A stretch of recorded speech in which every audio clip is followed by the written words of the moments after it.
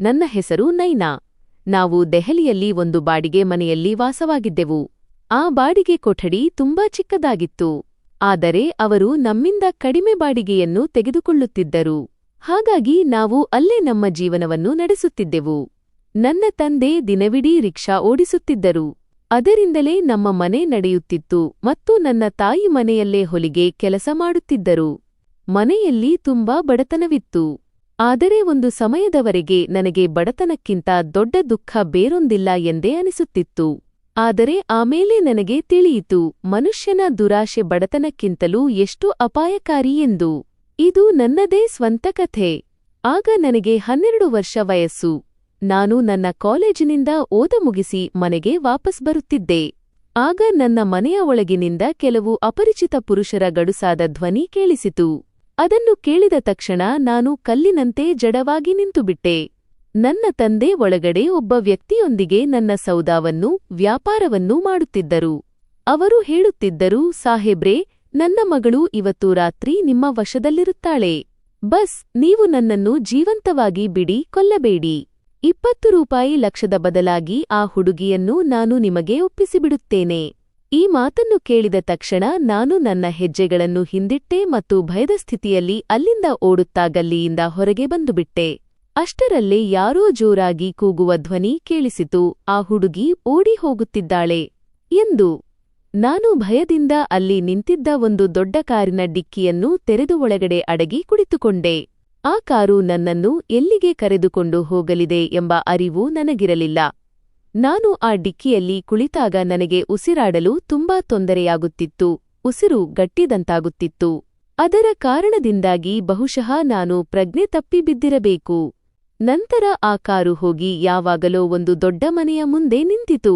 ಚಾಲಕ ಡ್ರೈವರ್ ಕಾರಿನ ಡಿಕ್ಕಿಯನ್ನು ತೆರೆದ ತಕ್ಷಣ ಆತ ಜೋರಾಗಿ ಕೂಗಿರಬೇಕು. ಯಾರೇ ಆದರೂ ಇದ್ದಕ್ಕಿದ್ದಂತೆ ತನ್ನ ಕಾರಿನಲ್ಲಿ ಒಬ್ಬ ಹುಡುಗಿ ಪ್ರಜ್ಞೆ ತಪ್ಪಿ ಬಿದ್ದಿರುವುದನ್ನು ನೋಡಿದರೆ ಸಹಜವಾಗಿಯೇ ಅವರ ಪ್ರತಿಕ್ರಿಯೆ ಹೀಗೆಯೇ ಇರುತ್ತದೆ. ಆಮೇಲೆ ನನಗೆ ಪ್ರಜ್ಞೆ ಬಂದಾಗ ನಾನು ಒಂದು ಮೃದುವಾದ ಹಾಸಿಗೆಯ ಮೇಲೆ ಮಲಗಿದ್ದೆ. ಪಕ್ಕದಲ್ಲೇ ನನ್ನ ತಾಯಿ ಕೂಡ ಕುಳಿತಿದ್ದರು.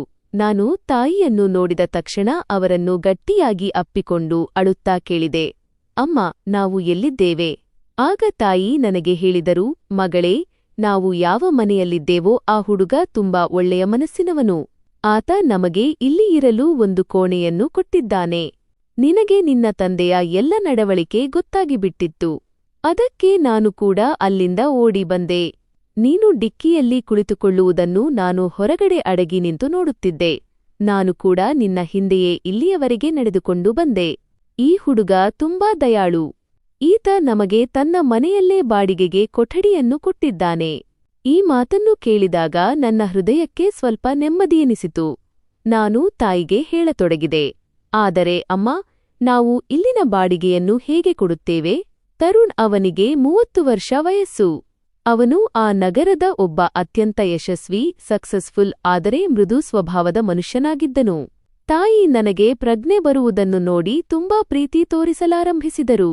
ಒಮ್ಮೆ ನನ್ನ ಕೆನ್ನೆಗೆ ಮುತ್ತಿಡುತ್ತಿದ್ದರು, ಒಮ್ಮೆ ಹಣೆಗೆ. ನನ್ನ ತಾಯಿ ನನ್ನನ್ನು ತುಂಬಾ ಪ್ರೀತಿಸುತ್ತಿದ್ದರು ಮತ್ತು ತಂದೆ ರಿಕ್ಷಾ ಓಡಿಸುತ್ತಿದ್ದರು. ಅವರ ತಲೆಯಲ್ಲಿ ಯಾವಾಗಲೂ ನಮ್ಮ ಬಡತನ ಎಂದು ಮುಗಿಯುತ್ತದೆ, ನಾವು ಯಾವಾಗ ಮುಂದುವರಿಯುತ್ತೇವೆ, ಎಲ್ಲಿಯವರೆಗೆ ಇದೆಲ್ಲ ಹೀಗೆಯೇ ನಡೆಯುತ್ತದೆ ಎಂಬ ಯೋಚನೆಗಳೇ ಇರುತ್ತಿದ್ದವು. ಅವರು ದಿನಾಲೂ ಯಾರಾದರೊಬ್ಬರಿಂದ ಸಾಲ ತೆಗೆದುಕೊಳ್ಳುತ್ತಲೇ ಇರುತ್ತಿದ್ದರು. ಆದರೆ ಈಗಂತೂ ಮಿತಿ ಮೀರಿ ಹೋಗಿತ್ತು. ತಂದೆ ನಗರದ ಅತಿ ದೊಡ್ಡ ರೌಡಿ ತೇಜ ಸೇಠ್ನಿಂದ ಲಕ್ಷಾಂತರ ರೂಪಾಯಿ ಸಾಲ ಪಡೆದಿದ್ದರು. ಅದನ್ನು ವಾಪಸ್ ಪಡೆಯಲು ತೇಜ ಸೇಠ್ನ ಆಳುಗಳು ಇಂದು ನಮ್ಮ ಮನೆಯಲ್ಲಿ ಹಾಜರಿದ್ದರು ಮತ್ತು ತಂದೆ ಅವರೊಂದಿಗೆ ನನ್ನ ಸೌದಾ ಮಾಡುತ್ತಿದ್ದರು. ಇದೇ ಯೋಚನೆಗಳು ನನ್ನ ಮನಸ್ಸಿನಲ್ಲಿ ಓಡುತ್ತಿದ್ದವು ಮತ್ತು ನನ್ನ ಕಣ್ಣುಗಳು ತುಂಬಾ ಭಾರವಾಗುತ್ತಿದ್ದವು. ಇಡೀ ದೇಹ ಮುರಿದು ಹೋದಂತಾಗುತ್ತಿತ್ತು. ತುಂಬಾನೇ ನೋವು ಕಾಣಿಸಿಕೊಳ್ಳುತ್ತಿತ್ತು. ನನ್ನ ಕಣ್ಣುಗಳ ಮುಂದೆಯೂ ಮಸುಕಾಗುತ್ತಿತ್ತು, ಧುಂದಲಾಗುತ್ತಿತ್ತು ಮತ್ತು ಈ ಮನೆ ನನಗೆ ಸಂಪೂರ್ಣವಾಗಿ ಅಪರಿಚಿತವಾಗಿತ್ತು. ನನಗೆ ಇಲ್ಲಿ ಭಯವೂ ಆಗುತ್ತಿತ್ತು. ಗೊತ್ತಿಲ್ಲ, ಯಾರು ಯಾವಾಗ ಬಂದು ನಮ್ಮನ್ನು ಕಚ್ಚುತ್ತಾರೋ, ವಂಚಿಸುತ್ತಾರೋ.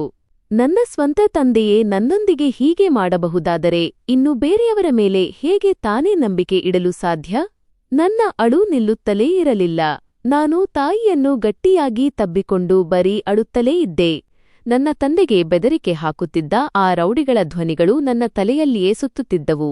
ತಾಯಿ ನನ್ನನ್ನು ತುಂಬಾ ಮರೆಮಾಡಲು ರಕ್ಷಿಸಲು ಪ್ರಯತ್ನಿಸುತ್ತಿದ್ದರು. ಆದರೆ ನನ್ನ ಕಣ್ಣೀರಿನ ಮೇಲೆ ನನಗೆ ಯಾವುದೇ ನಿಯಂತ್ರಣವಿಲ್ಲದ ಕಾರಣ ನಾನು ಸುಮ್ಮನಾಗುತ್ತಲೇ ಇರಲಿಲ್ಲ. ಆದರೆ ಅಷ್ಟರಲ್ಲೇ ತರುಣ್ ತನ್ನ ಗಾಂಭೀರ್ಯದ ಮತ್ತು ರೊಬ್ದಾರ ಉಡುಪಿನಲ್ಲಿ ಕೋಣೆಯ ಒಳಗೆ ಪ್ರವೇಶಿಸಿದನು. ಅವನ ತೀಕ್ಷ್ಣವಾದ ನೋಟ ಮೊದಲು ನನ್ನ ಮೇಲೆ ಬಿತ್ತು, ಆಮೇಲೆ ನನ್ನ ತಾಯಿಯ ಮೇಲೆ. ಅವನು ಕೇಳಿದ, ಈಗ ಇವರ ಆರೋಗ್ಯ ಹೇಗಿದೆ? ಅದಕ್ಕೆ ತಾಯಿ ಬೇಗನೆ ಎದ್ದು ನಿಂತು, ಹಾ, ಈಗ ಪರವಾಗಿಲ್ಲ ಮಗನೇ. ನಮ್ಮ ಮೇಲೆ ನಿನ್ನ ದೊಡ್ಡ ಉಪಕಾರವಿದೆ. ನೀನು ನಮಗೆ ನಿನ್ನ ಮನೆಯಲ್ಲಿ ಇರಲು ಜಾಗ ಕೊಟ್ಟಿದ್ದೀಯಾ? ಇಲ್ಲದಿದ್ದರೆ ನಾನು ನನ್ನ ಮಗಳನ್ನು ಕರೆದುಕೊಂಡು ಈ ಒಂಟಿ ಜೀವ ಎಲ್ಲಿಗೆ ಹೋಗುತ್ತಿದ್ದೆ ಎಂದರು. ಅಯ್ಯೋ, ಪರವಾಗಿಲ್ಲ ಆಂಟಿ ಎಂದು ತರುಣ್ ಉತ್ತರಿಸಿದ. ತಾಯಿ ಅವನೊಂದಿಗೆ ಚೆನ್ನಾಗಿಯೇ ಮಾತನಾಡುತ್ತಿದ್ದರು. ಆದರೆ ನಾನು ಭಯದಿಂದ ತಾಯಿಯ ಹಿಂದೆ ಅಡಗಿ ಕುಳಿತೆ. ನನ್ನೊಳಗಂತೂ ಈಗ ಯಾವುದೇ ಗಂಡಸಿನ ಮೇಲೆಯೂ ನಂಬಿಕೆ ಇಡುವಂತಹ ಧೈರ್ಯವೇ ಉಳಿದಿರಲಿಲ್ಲ. ತರುಣ್ ಬಹುಶಃ ನನ್ನ ಭಯವನ್ನು ಅರ್ಥಮಾಡಿಕೊಂಡಿದ್ದನು. ಅದಕ್ಕಾಗಿಯೇ ಅವನು ಆ ಕೋಣೆಯಲ್ಲಿ ಹೆಚ್ಚು ಹೊತ್ತು ನಿಲ್ಲಲಿಲ್ಲ.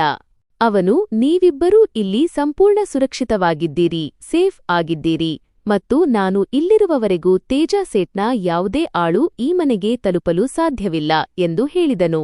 ಅವನ ಧ್ವನಿಯಲ್ಲಿ ಒಂದು ದೃಢವಾದ ಭರವಸೆ ಇತ್ತು. ಆದರೆ ನನ್ನ ಪಾಲಿಗೆ ಭರವಸೆ ಅಥವಾ ನಂಬಿಕೆ ಎಂಬ ಪದವೇ ಸತ್ತುಹೋಗಿತ್ತು. ತರುಣ್ ಕೋಣೆಯಿಂದ ಹೋದ ಮೇಲೂ ನಾನು ತುಂಬಾ ಸಮಯದವರೆಗೆ ಆ ಬಾಗಿಲನ್ನೇ ನೋಡುತ್ತಾ ಕುಳಿತಿದ್ದೆ. ಏಕೆ ಎಂದು ಗೊತ್ತಿಲ್ಲ, ಆದರೆ ಅವನ ಮಾತುಗಳಲ್ಲಿ ನನಗೆ ಒಂದು ವಿಚಿತ್ರವಾದ ನೆಮ್ಮದಿ, ಸುಕೂನ್ ಅನಿಸಿತು. ಆ ಮನುಷ್ಯ ಕೆಟ್ಟವನಾಗಿರಲಿಲ್ಲ, ಕೇವಲ ಸ್ವಲ್ಪ ಕಟ್ಟುನಿಟ್ಟಿನವನಾಗಿ, ಸ್ಟ್ರಿಕ್ಟ್ ಆಗಿ ಕಂಡಿದ್ದ ಅಷ್ಟೇ. ಆ ರಾತ್ರಿ ನನಗೆ ನಿದ್ದೆಯಂತೂ ಬರಲಿಲ್ಲ. ಆದರೆ ಇಂದು ಇಷ್ಟು ದಿನಗಳ ನಂತರ ಮೊದಲ ಬಾರಿಗೆ ಬಹುಶಃ ಈಗ ಯಾರೂ ಬಾಗಿಲು ಮುರಿದು ನನ್ನನ್ನು ಎಳೆದುಕೊಂಡು ಹೋಗುವುದಿಲ್ಲ ಎನಿಸಿತು. ನಾನು ಇಲ್ಲಿ ಸುರಕ್ಷಿತವಾಗಿದ್ದೇನೆ ಎಂಬ ಸಮಾಧಾನ ನನ್ನ ಮನಸ್ಸಿನ ಆಳದಲ್ಲಿ ಮೂಡುತ್ತಿತ್ತು. ನಂತರ ಮರುದಿನ ಬೆಳಗ್ಗೆ ನನ್ನ ಕಣ್ಣು ತೆರೆದಾಗ ನಾನು ಇತ್ತ ನೋಡಿದೆ. ಆದರೆ ತಾಯಿ ನನ್ನ ಪಕ್ಕದಲ್ಲಿ ಇರಲಿಲ್ಲ. ತಾಯಿಯನ್ನು ನನ್ನ ಬಳಿ ಕಾಣದೆ ನಾನು ಗಾಬರಿಯಾದೆ. ತಾಯಿ ಇದ್ದಕ್ಕಿದ್ದಂತೆ ಎಲ್ಲಿಗೆ ಹೋದರು? ನಾನು ಬೇಗನೆ ಎದ್ದು ಕೋಣೆಯಿಂದ ಹೊರಗೆ ಬಂದೆ. ಎಲ್ಲ ಕಡೆ ಹುಡುಕಿದೆ, ಆದರೆ ನಾನು ಡೈನಿಂಗ್ ಟೇಬಲ್ ಕಡೆಗೆ ಹೋದಾಗ ಅಲ್ಲಿ ಕೆಲವು ಕ್ಷಣಗಳ ಕಾಲ ಸ್ತಬ್ಧಳಾಗಿ ನಿಂತುಬಿಟ್ಟೆ. ನಾನು ಕಲ್ಲಿನಂತಾಗಿ ಬಿಟ್ಟಿದ್ದೆ. ಆ ಮನೆ ತುಂಬಾ ದೊಡ್ಡದಾಗಿತ್ತು. ಬಿಳಿ ಗೋಡೆಗಳು, ದೊಡ್ಡ ದೊಡ್ಡ ಕನ್ನಡಿಗಳು ಮತ್ತು ಎಲ್ಲೆಡೆ ಒಂದು ವಿಚಿತ್ರವಾದ ನಿಶ್ಶಬ್ದ ಆವರಿಸಿತ್ತು. ಹೆಚ್ಚು ಗದ್ದಲವಿಲ್ಲದಿದ್ದರೂ ಅಲ್ಲೊಂದು ನೆಮ್ಮದಿ ಇತ್ತು. ಅಷ್ಟರಲ್ಲೇ ನನ್ನ ಕಣ್ಣು ಡೈನಿಂಗ್ ಟೇಬಲ್ ಮೇಲೆ ಕುಳಿತಿದ್ದ ತಾಯಿಯ ಮೇಲೆ ಬಿತ್ತು ಮತ್ತು ಅವರ ಎದುರಿಗೆ ತರುಣ್ ಕೂಡ ಕುಳಿತಿದ್ದನು. ನನ್ನನ್ನು ನೋಡಿದ ತಕ್ಷಣ ತಾಯಿ ನನ್ನನ್ನು ಪ್ರೀತಿಯಿಂದ ಕರೆದರು. ನೈನಾ ಮಗಳೇ, ಬಾ, ಬಂದು ಉಪಾಹಾರ, ನಾಷ್ಟಾ ಮಾಡು. ನಾನು ನಿಧಾನವಾಗಿ ಹೆಜ್ಜೆ ಇಡುತ್ತಾ ಅವರ ಬಳಿಗೆ ತಲುಪಿ ತಾಯಿಯ ಪಕ್ಕದಲ್ಲಿ ಕುಳಿತುಕೊಂಡೆ. ಆದರೆ ನನ್ನ ಕಣ್ಣುಗಳು ಇನ್ನೂ ಕೆಳಗೆ ಮುಖ ಮಾಡಿದ್ದವು. ಆಗ ತರುಣ್ ಬಹುಶಃ ನನ್ನ ಭಯವನ್ನು ಅರ್ಥಮಾಡಿಕೊಂಡಿದ್ದಿರಬೇಕು. ಅದಕ್ಕಾಗಿಯೇ ಅವನು ನನಗೆ ಇಲ್ಲಿಯವರೆಗೆ ಯಾವುದೇ ಪ್ರಶ್ನೆಗಳನ್ನು ಕೇಳಿರಲಿಲ್ಲ. ಆದರೆ ಉಪಾಹಾರ ಮಾಡುವ ಮಧ್ಯದಲ್ಲಿ ಆತ ಇದ್ದಕ್ಕಿದ್ದಂತೆ ನನ್ನನ್ನು ಕೇಳಿದ, ನೀನು ಓದುತ್ತಿದ್ದೀಯಾ? ನಾನು ನಿಧಾನವಾಗಿ ಹೌದು ಎನ್ನುವಂತೆ ತಲೆ ಆಡಿಸಿ, ಹೌದು ಸರ್, ನನ್ನ ಕಾಲೇಜಿನ ಕೊನೆಯ ವರ್ಷ ನಡೆಯುತ್ತಿದೆ ಎಂದೆ. ಅಚ್ಛಾ, ಯಾವ ಸಬ್ಜೆಕ್ಟ್ ಎಂದು ಅವರು ಕೇಳಿದಾಗ ನಾನು ಬಿ.ಕಾಂ ಎಂದು ಹೇಳಿದೆ. ಅದಕ್ಕೆ ಅವರು ತಲೆ ಆಡಿಸುತ್ತಾ, ಗುಡ್, ವೆರಿ ಇಂಟರೆಸ್ಟಿಂಗ್ ಎಂದರು. ಅದಾದ ನಂತರ ಸ್ವಲ್ಪ ಸಮಯದವರೆಗೆ ನಿಶ್ಶಬ್ದವಾಗಿತ್ತು. ಮಾತು ಅಲ್ಲಿಗೇ ಮುಗಿಯಿತು. ಆತ ಇನ್ನು ನನ್ನನ್ನು ಯಾವುದೇ ಪ್ರಶ್ನೆ ಕೇಳುವುದಿಲ್ಲ ಎಂದು ನನಗೆ ಅನಿಸುತ್ತಿತ್ತು. ಆದರೆ ಅಷ್ಟರಲ್ಲೇ ಆತ ನೀರಿನ ಗ್ಲಾಸನ್ನು ಟೇಬಲ್ ಮೇಲೆ ಇಡುತ್ತಾ ನನಗೆ ಒಂದು ಅವಕಾಶವನ್ನು ಆಫರ್ ನೀಡಿದ. ನಿನಗೆ ಇಷ್ಟವಿದ್ದರೆ ನೀನು ನನ್ನ ಆಫೀಸ್ನಲ್ಲಿ ಕೆಲಸ ಮಾಡಬಹುದು. ನನಗೆ ಒಬ್ಬ ಉದ್ಯೋಗಿಯ ಎಂಪ್ಲಾಯ್ ಅಗತ್ಯವೂ ಇದೆ. ಆ ಪೋಸ್ಟನ್ನು ನಾನು ನಿನಗೆ ಕೊಡುತ್ತೇನೆ. ನಾನು ಆಶ್ಚರ್ಯದಿಂದ ಮೊದಲ ಬಾರಿಗೆ ಅವನ ಮುಖವನ್ನು ನೋಡಿದೆ. ಭಯಪಡುವ ಅಗತ್ಯವಿಲ್ಲ ಎಂದು ಆತ ಶಾಂತವಾದ ಧ್ವನಿಯಲ್ಲಿ ನನಗೆ ಈ ಮಾತನ್ನು ಮತ್ತೊಮ್ಮೆ ಹೇಳಿದ. ನೀನು ಕೇವಲ ಫೈಲ್ಗಳನ್ನು ಮ್ಯಾನೇಜ್ ಮಾಡಬೇಕು ಮತ್ತು ನಿನ್ನ ಓದಿಗೂ ಯಾವುದೇ ತೊಂದರೆಯಾಗುವುದಿಲ್ಲ. ನೀನು ನಿನ್ನ ಓದನ್ನು ಆರಾಮವಾಗಿ ಮುಂದುವರಿಸಬಹುದು. ನನಗೆ ಒಂದು ಮಾತು ಅರ್ಥವಾಗುತ್ತಿರಲಿಲ್ಲ. ಈ ಅಪರಿಚಿತ ವ್ಯಕ್ತಿ ನಮಗಾಗಿ ಇದೆಲ್ಲವನ್ನೂ ಏಕೆ ಮಾಡುತ್ತಿದ್ದಾನೆ? ಮೊದಲಿಗೆ ಆತ ನಮಗೆ ತನ್ನ ಮನೆಯಲ್ಲಿ ಇರಲು ಜಾಗ ನೀಡಿದ, ಆ ಮಾತು ಸರಿ. ಆತ ನಮಗೆ ತನ್ನ ಮನೆಯಲ್ಲಿ ಬಾಡಿಗೆಗೆ ಕೊಠಡಿಯನ್ನೂ ನೀಡಿದ್ದಾನೆ. ಆದರೆ ಈಗ ತನ್ನದೇ ಆಫೀಸ್ನಲ್ಲಿ ನನಗೆ ಕೆಲಸದ ಅವಕಾಶ, ಜಾಬ್ ಆಫರ್ ನೀಡುವುದರ ಅರ್ಥವೇನು? ಆದರೆ ಇಷ್ಟು ದಿನಗಳ ನಂತರ ಮೊದಲ ಬಾರಿಗೆ ನನ್ನೊಳಗೆ ಭರವಸೆಯ ಒಂದು ಸಣ್ಣ ಕಿರಣ ಮೂಡಿದಂತಾಗಿತ್ತು. ತನ್ನ ಮಾತನ್ನು ಮುಗಿಸಿದ ನಂತರ ತರುಣ್ ಅಲ್ಲಿಂದ ಹೊರಟು ಹೋದನು. ಆದರೆ ನಾನು ಇನ್ನೂ ಇದೇ ಯೋಚನೆಯಲ್ಲಿ ಮುಳುಗಿದ್ದೆ. ನಂತರ ನಾನು ತಾಯಿಯನ್ನು ನಿಧಾನವಾಗಿ ಕೂಗಿ ಅವರನ್ನು ಕೇಳಿದೆ, ನಿಮಗೇನು ಅನಿಸುತ್ತದೆ ಅಮ್ಮ, ನಾನು ಅವರ ಮಾತನ್ನು ಒಪ್ಪಬೇಕೋ ಬೇಡವೋ? ಆಗ ತಾಯಿ ಸ್ವಲ್ಪ ಸಮಯದವರೆಗೆ ಸುಮ್ಮನಿದ್ದರು. ಬಹುಶಃ ಅವರು ಕೂಡ ಯಾವ ನಿರ್ಧಾರ ಸರಿಯಾಗಬಹುದು ಎಂದೇ ಯೋಚಿಸುತ್ತಿರಬೇಕು. ಆಗ ನಾನು ಗಾಬರಿಯಾದ ಧ್ವನಿಯಲ್ಲಿ ಹೇಳಿದೆ, ನಾವು ಅವರನ್ನು ಇನ್ನೂ ಸರಿಯಾಗಿ ತಿಳಿದುಕೊಂಡೂ ಇಲ್ಲ ಅಮ್ಮ. ಒಂದು ವೇಳೆ ಅವರು ಕೂಡ ಉಳಿದ ಜನರಂತೆಯೇ ಇದ್ದರೆ ಆಗ. ಇದನ್ನು ಹೇಳುವಾಗ ನನ್ನ ಧ್ವನಿ ನಡುಗುತ್ತಿತ್ತು. ತಾಯಿ ತಕ್ಷಣವೇ ನನ್ನ ಹತ್ತಿರ ಬಂದು ನನ್ನ ಕೈಗಳನ್ನು ಹಿಡಿದು ನನ್ನನ್ನು ನೋಡಲಾರಂಭಿಸಿದರು. ಅವರು ನನ್ನ ಎರಡೂ ಕೈಗಳನ್ನು ಪ್ರೀತಿಯಿಂದ ಹಗುರವಾಗಿ ಒತ್ತಿ ಹೇಳಿದರು, ಮಗಳೇ, ಪ್ರತಿ ಮನುಷ್ಯನೂ ಒಂದೇ ತರ ಇರುವುದಿಲ್ಲ. ಆದರೆ ಈಗ ಅವಕಾಶವೇ ಹುಡುಕಿಕೊಂಡು ನಿನ್ನ ಬಳಿ ಬಂದಿದೆ ಮಗಳೇ. ಕೆಲಸದ ಅಗತ್ಯ ನಮಗಂತೂ ಇದೆ ಅಲ್ವಾ? ಮತ್ತು ನಾವು ಇಲ್ಲಿ ಇರುತ್ತಿದ್ದೇವೆ ಅಂದ ಮೇಲೆ ಇಲ್ಲಿನ ಬಾಡಿಗೆಗೂ ಹಣ ಕೊಡಬೇಕಾಗುತ್ತದೆ. ಉಳಿದ ಖರ್ಚುಗಳೂ ಇವೆ. ಅದೆಲ್ಲ ಹೇಗೆ ನಿಭಾಯಿಸಲು ಸಾಧ್ಯ? ನಾನು ಹೊಲಿಗೆ ಕೆಲಸವನ್ನೇನೋ ಮಾಡುತ್ತೇನೆ, ಆದರೆ ನನ್ನ ಹಣದಿಂದ ಇಷ್ಟೆಲ್ಲ ನಿಭಾಯಿಸಲು ಆಗುವುದಿಲ್ಲ. ಅದಕ್ಕೆ ನೀನು ಕೂಡ ಸ್ವಲ್ಪ ಯೋಚಿಸಬೇಕು. ನನ್ನ ಕಣ್ಣುಗಳು ತುಂಬಿ ಬಂದವು. ನಂತರ ನಾನು ತಾಯಿಗೆ ಹೇಳಿದೆ, ಆದರೆ ಮಮ್ಮಿ, ತಂದೆ ಕೂಡ ನಮ್ಮ ಸ್ವಂತದವರೇ ಆಗಿದ್ದರಲ್ವಾ?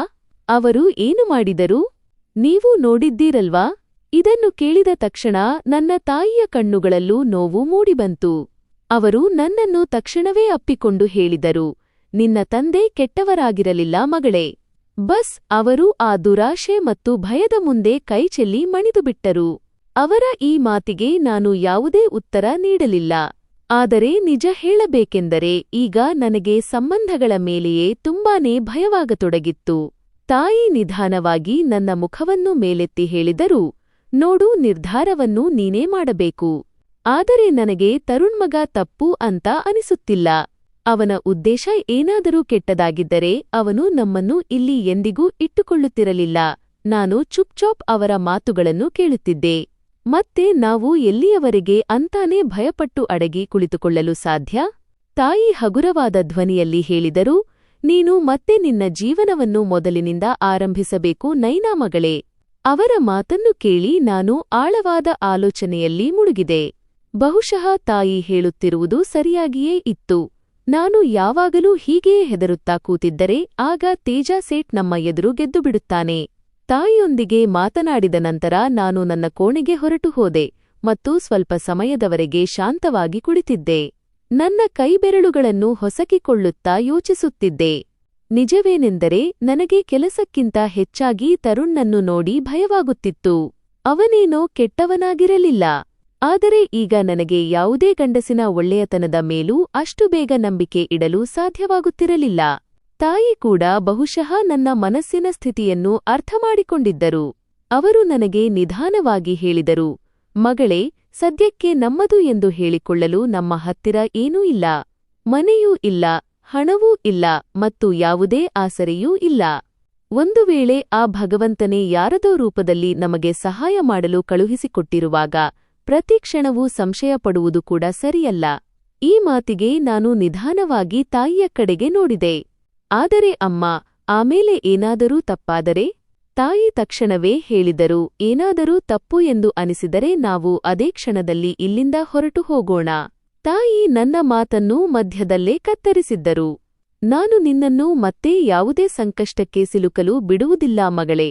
ನಾನು ಕೂಡ ನಿನ್ನ ಒಳ್ಳೆಯದನ್ನೇ ಬಯಸುತ್ತೇನಲ್ಲವೇ? ಅವರ ಮಾತನ್ನು ಕೇಳಿ ನನ್ನ ಮನಸ್ಸಿಗೆ ಸ್ವಲ್ಪ ಸಮಾಧಾನವೆನಿಸಿತು. ಸಂಜೆಯವರೆಗೂ ನಾನು ಇದೇ ಆಲೋಚನೆಯಲ್ಲಿ ಮುಳುಗಿದ್ದೆ. ಒಮ್ಮೆ ನನಗೆ ತಾಯಿ ಹೇಳುತ್ತಿರುವುದು ಸಂಪೂರ್ಣ ಸರಿ ಎನಿಸುತ್ತಿತ್ತು. ಮತ್ತೊಮ್ಮೆ ಭಯವು ಮತ್ತೆ ನನ್ನೊಳಗೆ ಬಂದು ಕಿರುಚಾಡಲು ತೊಡಗುತ್ತಿತ್ತು. ರಾತ್ರಿ ನೀರು ಕುಡಿಯಲು ನಾನು ಕೋಣೆಯಿಂದ ಹೊರಗೆ ಬಂದಾಗ ಹಾಲ್ನ ಲೈಟ್ ಇನ್ನೂ ಉರಿಯುತ್ತಿರುವುದನ್ನು ಕಂಡೆ. ತರುಣ್ ಸೋಫಾದ ಮೇಲೆ ಕುಳಿತು ಲ್ಯಾಪ್ಟಾಪ್ನಲ್ಲಿ ಏನೋ ಕೆಲಸ ಮಾಡುತ್ತಿದ್ದನು. ಅವನ ಮುಖದಲ್ಲಿ ಹಗುರವಾದ ಆಯಾಸದ ಗೆರೆಗಳು ಸ್ಪಷ್ಟವಾಗಿ ಕಾಣಿಸುತ್ತಿದ್ದವು. ನಾನು ವಾಪಸ್ ಅವನನ್ನು ನೋಡಿ ಹೋಗಲಾರಂಭಿಸಿದೆ. ಆದರೆ ಅಷ್ಟರಲ್ಲೇ ಅವನ ಧ್ವನಿ ಕೇಳಿಸಿತು, ನೈನಾ ಕೇಳು, ನಾನು ಅಲ್ಲಿಗೆ ನಿಂತು ಹಾ ಹೇಳಿ ಎಂದೆ. ಆತ ನನ್ನನ್ನು ಕೇಳಿದ, ಏನಾಯಿತು? ನಿದ್ದೆ ಬರುತ್ತಿಲ್ಲ. ನಾನು ಹೇಳಿದೆ, ಹಾ, ಬಸ್ ನೀರು ಕುಡಿಯಲು ಬಂದಿದ್ದೆ ಅಷ್ಟೇ.